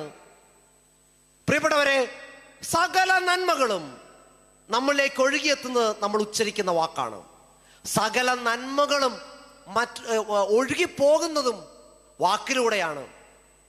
മറ്റുള്ളവരെ ദൈവാനുഗ്രഹത്തിലേക്ക് കൊണ്ടുവരാൻ, നിങ്ങൾക്ക് ദൈവാനുഗ്രഹം ലഭിക്കാൻ നമ്മൾ ഉപയോഗിക്കുന്ന വാക്ക് ശ്രദ്ധിക്കണം, ഉചിതമായ വാക്ക്. ഞാൻ കൊച്ചച്ഛനായിട്ട് താമരശ്ശേരി രൂപതയിലാണ് ഞാൻ കൊച്ചച്ഛനായിട്ടൊരു 3 വർഷം ചെലവഴിച്ചത്. അപ്പോൾ ഇപ്പോഴത്തെ താമരശ്ശേരി രൂപതയുടെ ജനറൽ അച്ഛൻ, നല്ലൊരു അച്ഛനാണ് കേട്ടോ. നിങ്ങൾ യൂട്യൂബിലൊക്കെ അല്ല ഫേസ്ബുക്കൊക്കെ സെർച്ച് നോക്കിയോ, ഫാദർ ജോയ്സ് വയലിൽ എന്നാണ് അച്ഛൻ്റെ പേര്. എപ്പോഴെങ്കിലും അച്ഛനെ കണ്ടു കഴിഞ്ഞാൽ പറഞ്ഞു, ഞാൻ അച്ഛനെക്കുറിച്ച് സംസാരിച്ചിരുന്നു. ഈ അച്ഛൻ്റെ കൊച്ചച്ഛനായിട്ട് ശുശ്രൂഷ ചെയ്യാനായിട്ട് എനിക്ക് വലിയൊരു അവസരം കിട്ടി. നല്ലൊരു അച്ഛനാണ്, നല്ല വിശുദ്ധനായൊരു അച്ഛനാണ്. ഒരു ദിവസം ഞാൻ വൈകുന്നേരം വെള്ളിയാഴ്ച കുർബാന കഴിഞ്ഞ് വന്നു കഴിഞ്ഞപ്പോൾ ഞാൻ അച്ഛൻ്റെ റൂമിൽ ഭയങ്കര ഒച്ചപ്പാട് കേൾക്കുക. തെറി എന്ന് പറഞ്ഞാൽ 1-ാം നമ്പർ തെറി വിളിക്കുവാണ്. അപ്പം ഞാൻ ചെന്നിട്ട് ഈ അച്ഛനെയാണ് വിളിക്കുന്നത്. ഞാൻ ചെന്ന് കഴിഞ്ഞപ്പോൾ കാണുന്നൊരു കാഴ്ച, ഈ അച്ഛൻ, ഈ വികാരി അച്ഛൻ, ഈ ജോയ്സ് അച്ഛൻ ഒരു പേന ഇങ്ങനെ കറക്കിക്കൊണ്ടിരിപ്പുണ്ട്. ഈ മറ്റേ മനുഷ്യൻ എന്ന് പറഞ്ഞാൽ ശരിക്കും തെറിയ അഭിഷേകം. അപ്പം ഞാൻ കൊച്ചച്ഛനെ, വലിയച്ഛനെ രക്ഷിക്കാനുള്ള ഉത്തരവാദിത്തം കൊച്ചച്ഛനാണല്ലോ. ഒരു 5-6 പേരെയൊക്കെ അടിച്ചിടാനുള്ള ആരോഗ്യം എനിക്കുണ്ട്.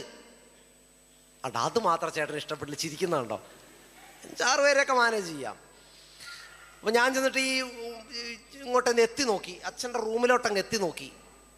അപ്പം ജോയ്സ് അച്ഛൻ്റെ മുഖഭാവം കണ്ടപ്പോൾ മനസ്സിലായി, ഈ പഞ്ചായത്തിൽ കണ്ടുപോകരുതെന്നാണ് അച്ഛൻ പറഞ്ഞതിൻ്റെ അർത്ഥം. അപ്പം ഞാനവിടെ പാർലറിലിരിക്കുക. ഒരു 20-25 മിനിറ്റ് കഴിഞ്ഞപ്പം ജോയ്സ് അച്ഛൻ എന്നെ വിളിച്ചിട്ട് പറഞ്ഞു, കൊച്ചച്ഛ, ഒരു ഗ്ലാസ് ചായ. അപ്പോൾ അച്ഛൻ്റെ ചായയുടെ ടേസ്റ്റൊക്കെ എനിക്കറിയാം. വലിയച്ഛന് ചായ ഉണ്ടാക്കി കൊടുക്കേണ്ട ഉത്തരവാദിത്വം എനിക്കാണ്. അപ്പം ഞാൻ എന്ത് ചെയ്തു, എനിക്ക് ആകെ ഉണ്ടാക്കാൻ അറിയുന്ന 2 കാര്യങ്ങൾ, 1 ഓംലെറ്റും 2 ചായയാണ്. വേറെ ഒന്നും എനിക്ക് ഉണ്ടാക്കാൻ അറിയില്ല. ഞാൻ പട്ടിണി കിടന്നാലും ഞാൻ കിച്ചണിൽ കയറുകയില്ല. അപ്പോൾ ഞാൻ ചായ നന്നായിട്ട് അച്ഛൻ്റെ കടുപ്പൊക്കെ വെച്ച് നന്നായിട്ട് പതപ്പിച്ച് നല്ല ആറ്റി, പണ്ട് ഈ പിന്നെ തട്ടുകട ജോലി ചെയ്തുകൊണ്ട് നന്നായിട്ട് ചായ അടിക്കാൻ അറിയാം. അപ്പോൾ ചായ നന്നായിട്ട് അടിച്ചിങ്ങെടുത്ത് ഞാൻ അച്ഛൻ്റെ ഓഫീസോട് കയറി ചെന്നു. അപ്പോൾ ആ മനുഷ്യൻ അവിടെ ഇരിപ്പുണ്ട്, അച്ഛനെ തെറി വിളിച്ച അച്ഛൻ. അച്ഛൻ പറഞ്ഞു, ഈ സാറിന് ചായ കൊടുക്കാൻ പറഞ്ഞു. എനിക്ക് ഈ ജോയ്സ് അച്ഛനോടുള്ള കലിപ്പെന്ന് പറഞ്ഞ് ഇത്രയും നേരം സകലമാന അച്ഛന്മാരെയും തെറി വിളിച്ച് അഭിഷേകം നടത്തിയിട്ട് ഈ ചേട്ടനും കൊണ്ട് ചായ കൊടുക്കാൻ ഞാൻ കൊണ്ടുപോയിട്ട് ചായ കൊടുക്കുമല്ലേ ഇതേ അവിടെ അങ്ങോട്ടങ്ങ് ഇട്ടു. അതായത് ഈ ഭർത്താക്കന്മാർക്ക് നിങ്ങൾക്ക് ഇഷ്ടപ്പെടാതെ വരുമ്പോഴത്തേനും, എടി ഒരു ഗ്ലാസ് ചായ എന്ന് പറഞ്ഞ് നിങ്ങൾ കൊണ്ട് ഇടുന്ന ഒരു രീതി ഉണ്ടല്ലോ, ഇടുന്ന രീതി. അവിടെ ചിരിക്കുന്നുണ്ട്, എനിക്ക് മനസ്സിലായി. അതുകൊണ്ട് ഞാനങ്ങ് വെച്ച് ജോയ്സ് അച്ഛൻ ഈ ചായ എടുത്തിട്ട് ഈ മനുഷ്യനും കൊടുത്തു. അന്നേരം വെള്ളം കുടിക്കുന്ന കാര്യം ഓർത്തു.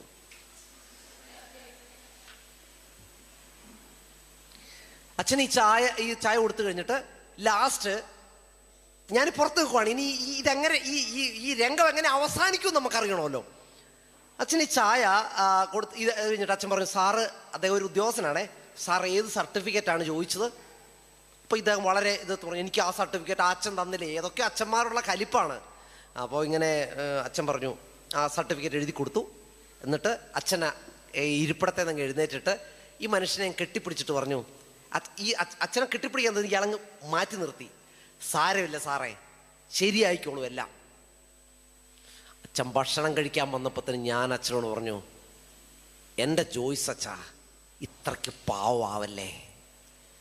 ഞാനൊക്കെ പഠിച്ചേക്കുന്ന എന്നാന്നറിയാവോ, ഒരിടവകയെ മാനേജ് ചെയ്യണമെങ്കിൽ 99% ഗുണ്ടായിസം, 1% പൗരോഹിത്യം. ഞാൻ പറഞ്ഞു, ജോയ്സ് അച്ഛാ, നമ്മളോടൊക്കെ പറഞ്ഞേക്കുന്ന ഇടവക്കാർ ഗുണ്ടായിസം കാണിക്കണം, നമ്മൾ ഗുണ്ടായിസം കാണിക്കണം. ഉടനെ ജോയ്സ് അച്ഛൻ പറയാണ്, കൊച്ചാ ഞാനൊരു വേറൊരു കാര്യം പറഞ്ഞു തരാം. പൗരോഹിത്യ ജീവിതത്തിൽ ഗുണ്ടായിസം 0%, പൗരോഹിത്യം 100%. അച്ഛൻ നോക്കിക്കോ, 1 മാസത്തിനുള്ളിൽ ഈ മനുഷ്യൻ എൻ്റെ അടുത്ത് വരും എന്ന് പറഞ്ഞു. ഞാൻ പറഞ്ഞു, കാല് നീട്ടി വെച്ചിരുന്നോ? ഇപ്പം വരും. കാരണം എനിക്ക് ഇയാളെ അറിയാം. കാരണം കുടുംബ കൂട്ടായ്മയ്ക്ക് പോകുമ്പോൾ ഒരു 5-6 പ്രാവശ്യം എന്നെ വെള്ളം കുടിപ്പിച്ച ടീമാ. അപ്പൊ എനിക്കറിയാം. അവർ കാല് നീട്ടി വെച്ച് ബേസിനും വെച്ചിരുന്നോ? ഇപ്പം വരും എന്ന് പറഞ്ഞു. ഞായറാഴ്ച വൈകുന്നേരത്തെ കുർബാന കഴിഞ്ഞ് ഞാൻ ഇറങ്ങി വന്നപ്പം ഭയങ്കര കരച്ചില്. ഞാൻ പറയും, ഇതിവിടെ ഇതെന്താണ്, ഈ സീരിയലാണ്? ഒരു ദിവസം കരച്ചില്, വേറൊരു ദിവസം ചീത്ത വിളി. ഞാൻ ചെന്നപ്പോൾ കാണുന്ന കാഴ്ച എന്താണെന്ന് പറയുക, വളരെ രസകരമാണ്. ഈ സാർ അല്ലെങ്കിൽ ഈ ചേട്ടൻ ജോയ്സ് അച്ഛൻ്റെ കാലയിൽ ഇങ്ങനെ കെട്ടിപ്പിടിച്ച് കിടക്കുക, ഭയങ്കര കരച്ചില്. അപ്പുറത്ത് നിന്ന് ഭാര്യയും 2 മക്കളും കരയുന്നുണ്ട്. ഞാൻ കേട്ടത് ഞാൻ പറയാം. എന്നാലും ജോയ്സ് അച്ഛൻ എന്നെ ഒന്ന് തല്ലുമായിരുന്നേ എനിക്ക് ഇത്ര വിഷമമില്ലായിരുന്നു, എന്നെ ഇറക്കി വിടുമായിരുന്നു ഇത്ര പ്രശ്നമില്ലായിരുന്നു. ഞാൻ ഇത്രയും തെറി വിളിച്ചിട്ട് അച്ഛൻ എന്നെ ഒന്നും പറഞ്ഞില്ല. അച്ഛൻ എനിക്ക് ചായ ഉണ്ടാക്കി തന്നു, അച്ഛനെ കെട്ടിപ്പിടിച്ചു, സർട്ടിഫിക്കറ്റ് എഴുതി തന്നു. ഞാനിതെല്ലാം ചെന്ന് വീട്ടിൽ ചെന്ന് പറഞ്ഞപ്പോൾ എൻ്റെ ഭാര്യ പറഞ്ഞു, ഇത്രയും നല്ല ഒരു അച്ഛനെ ചീത്ത വിളിച്ചിട്ട് വന്ന മനുഷ്യ, ഇനി അച്ഛനോട് മാപ്പ് പറയുന്നിടം വരെ ഈ വീട്ടിൽ ഞാൻ കഞ്ഞിയുടെ വെള്ളം ഉണ്ടാക്കില്ല.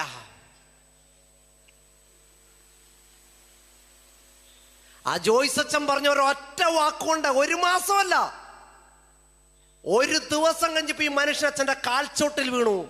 പ്രിയപ്പെട്ടവരെ, പല ബന്ധങ്ങളും അറ്റുപോയത് എങ്ങനെയാ? നമ്മുടെ വായിലിരിപ്പല്ലേ. പല ബന്ധങ്ങൾക്ക് നമ്മൾ അറുതി വരുത്തിയത് എങ്ങനെയാണ്? പല ബന്ധങ്ങൾ ഇല്ലാതാക്കിയത്, പല സ്നേഹബന്ധങ്ങളും നമ്മൾ വെറുതെ കട്ടാക്കി കളഞ്ഞത് അതെങ്ങനെയാണ്? നമ്മുടെ നാവ്. നിങ്ങൾ യൂട്യൂബിലൊക്കെ നിങ്ങൾ പോയി കാണണം കേട്ടോ. ഞാനൊരു സംഭവം പറയാം. തൃശ്ശൂർ രൂപതയിലാണെന്ന് എനിക്ക് തോന്നുന്നു. ഇപ്പം അച്ഛന്മാരെ കുറിച്ചൊക്കെ വളരെ മോശമായിട്ട് ചിത്രീകരിക്കുന്ന കാലഘട്ടം. നല്ല അച്ഛന്മാരുണ്ടെന്ന് കൂടെ ഞാൻ പറയാം, നല്ല അച്ഛന്മാരും ഉണ്ട്. ഈ അച്ഛനെ ഇടവക്കാരിൽ ഒരാൾ കയറി കയ്യേറ്റം നടത്തി, കൈവപ്പ് ശുശ്രൂഷ നടത്തി. അപ്പൊ ഇടവക്കാരെല്ലാം കൂടെ അച്ഛനോട് പറഞ്ഞു, ഇദ്ദേഹത്തിന്റെ വീട്ടിൽ പോയി ഇദ്ദേഹം ഇനി ഈ ഇടവകയ്ക്കകത്ത് ഈ പള്ളി കോമ്പൗണ്ട് കയറണമെങ്കിൽ ഞായറാഴ്ച കുർബാനയ്ക്ക് അവസാനത്തെ പ്രാർത്ഥനയ്ക്ക് മുമ്പ് ഇയാൾ പരസ്യമായിട്ട് മാപ്പ് പറയണമെന്ന് പറഞ്ഞു. അദ്ദേഹം പറഞ്ഞു, ഞാൻ മാപ്പ് പറഞ്ഞോളാം. ഞായറാഴ്ച കുർബാന യൂട്യൂബിൽ പോയി സെർച്ച് ചെയ്യണേ, ഇങ്ങനെ പറഞ്ഞാൽ അത് കാല് കഴുകി അച്ഛൻ അങ്ങനെ വല്ല അടിച്ചു നോക്കിയാൽ കിട്ടും അത്.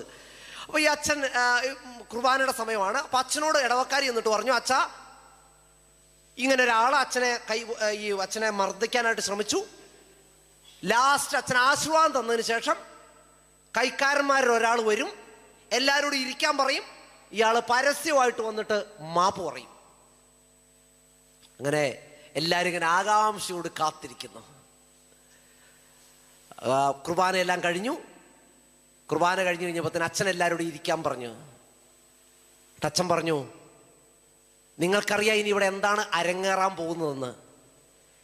ഞാനൊരു കാര്യം ചോദിച്ചാൽ നിങ്ങൾ എന്നെ അത് ചെയ്യാൻ അനുവദിക്കുമോ എന്ന് ചോദിച്ചു. യൂട്യൂബിൽ നിന്നും കാണാൻ പറ്റും. വളരെ വളരെ ഹൃദയസ്പർശിയായ ഒരു അനുഭവമാണ്. അപ്പോൾ ആൾക്കാർ പറഞ്ഞു, സമ്മതമാണ് അച്ഛാന്ന് പറഞ്ഞു. അച്ഛൻ നേരെ പോയിട്ട് തൻ്റെ കാപ്പയൊക്കെ അങ്ങ് അഴിച്ചു മാറ്റി. അദ്ദേഹം ഈ ചേട്ടനെ ഇങ്ങ് വിളിച്ചു. അച്ഛനിരുന്ന കസേരയിലേക്ക് ഈ ചേട്ടനോടങ്ങ് ഇരിക്കാൻ പറഞ്ഞു. അച്ഛൻ അകത്തേക്ക് പോയി. അകത്തേക്ക് പോയിട്ട് ഈ പെസഹ വ്യാഴാഴ്ചത്തിൻ്റെ ഓർമ്മ പുതുക്കുന്ന രീതിയിൽ അച്ഛൻ ഒരക്കച്ചയുമായിട്ട് വന്നു. കപ്പിയാര് ഒരു കപ്പിനകത്ത് വെള്ളമായിട്ട് വന്നു. ഈ ചേട്ടൻ്റെ കാലെടുത്തിട്ട് അച്ഛൻ്റെ കയ്യിലേക്ക് വെച്ചിട്ട് ഈ കാലങ്ങ് കഴുകി അദ്ദേഹത്തിൻ്റെ കാല് ചുംബിച്ചു. എന്നിട്ട് അച്ഛൻ നേരെ പ്രസംഗപീഠത്തിനടുത്ത് എന്നിട്ട് പറഞ്ഞു, ഒരുപക്ഷെ ഈ മനുഷ്യൻ ഈ കാല് കഴിയത്തിൽ ഈ മനുഷ്യൻ വിങ്ങിപ്പൊട്ടുന്ന ഒരു രംഗമുണ്ട്, ചങ്ക് തകർന്ന് കരയുന്ന ഒരു രംഗം നമ്മൾ കാണുന്നുണ്ട്.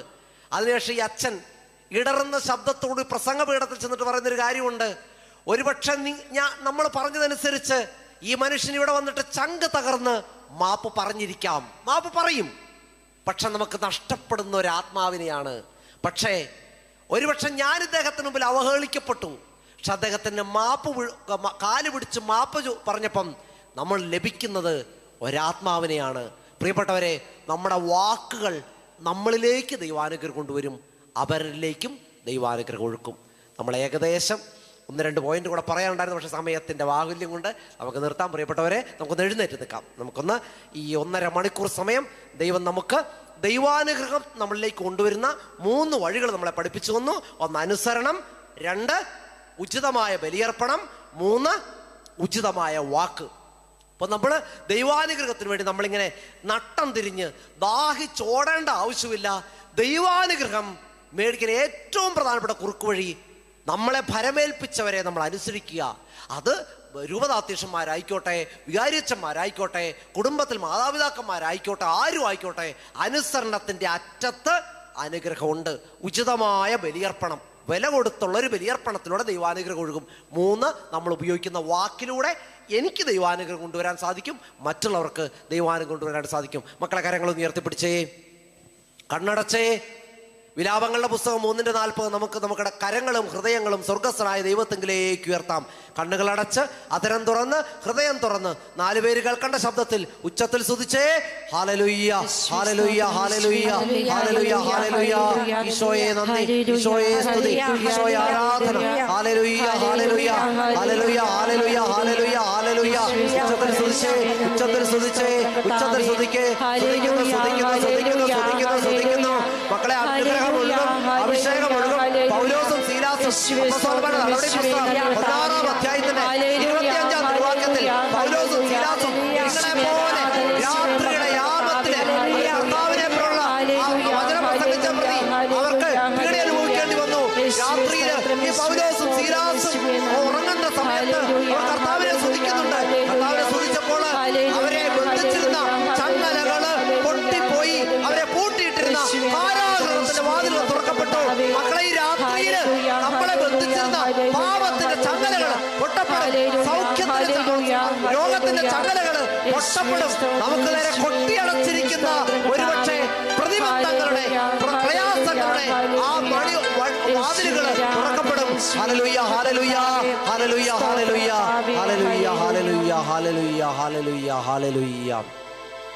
മക്കബായരുടെ 1-ാം പുസ്തകം 2-ാം അധ്യായം 61-ാം തിരുവാക്യം. തലമുറ തലമുറകളായി ദൈവത്തിൽ വിശ്വാസം അർപ്പിച്ചവരാരും അശക്തരാവുകയില്ല. പരിശുദ്ധ പരമ ദിവ്യകാരുണ്യത്തിന് എന്നേരവും ആരാധനയും സ്തുതിയും പുകഴ്ചയും ഉണ്ടായിരിക്കട്ടെ. മക്കബായരുടെ 2-ാം പുസ്തകം 8-ാം അധ്യായം 18-ാം തിരുവാക്യം. നമുക്കെതിരെ വരുന്ന ശത്രുക്കളെയും ലോകം മുഴുവനെ തന്നെയും അങ്കുലി ചലനം കൊണ്ട് തറപറ്റിക്കാൻ കഴിവുള്ള സർവശക്തനായ ദൈവത്തിലാണ് നമ്മുടെ പ്രത്യാശ. പരിശുദ്ധ പരമ ദിവ്യകാരുണ്യത്തിന് എന്നേരവും ആരാധനയും സ്തുതിയും പുകഴ്ചയും ഉണ്ടായിരിക്കട്ടെ. നിയമാവർത്തനങ്ങളുടെ പുസ്തകം 3-ാം അധ്യായം 24-ാം തിരുവാക്യം. ഇപ്രകാരം ശക്തമായ പ്രവൃത്തികൾ ചെയ്യാൻ കഴിവുള്ള ദൈവം സ്വർഗത്തിലും ഭൂമിയിലും അങ്ങയെപ്പോലെ വേറെ ആരുണ്ട്?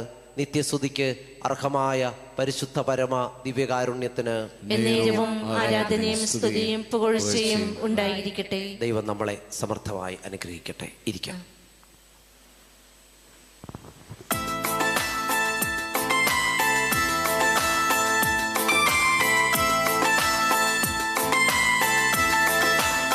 കരങ്ങളടിച്ചുകൊണ്ട്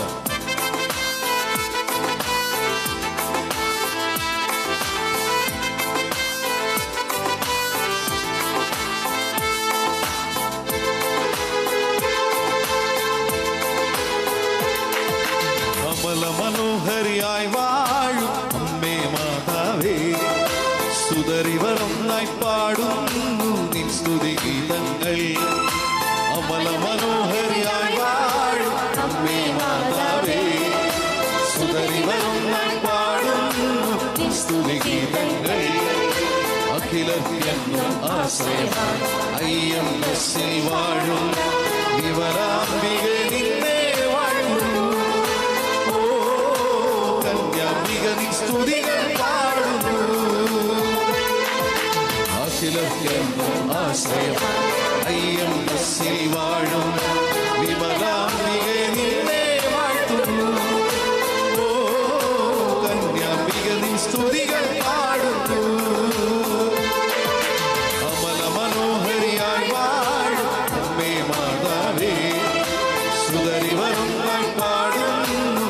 സ്തുതിഗീതങ്ങൾ.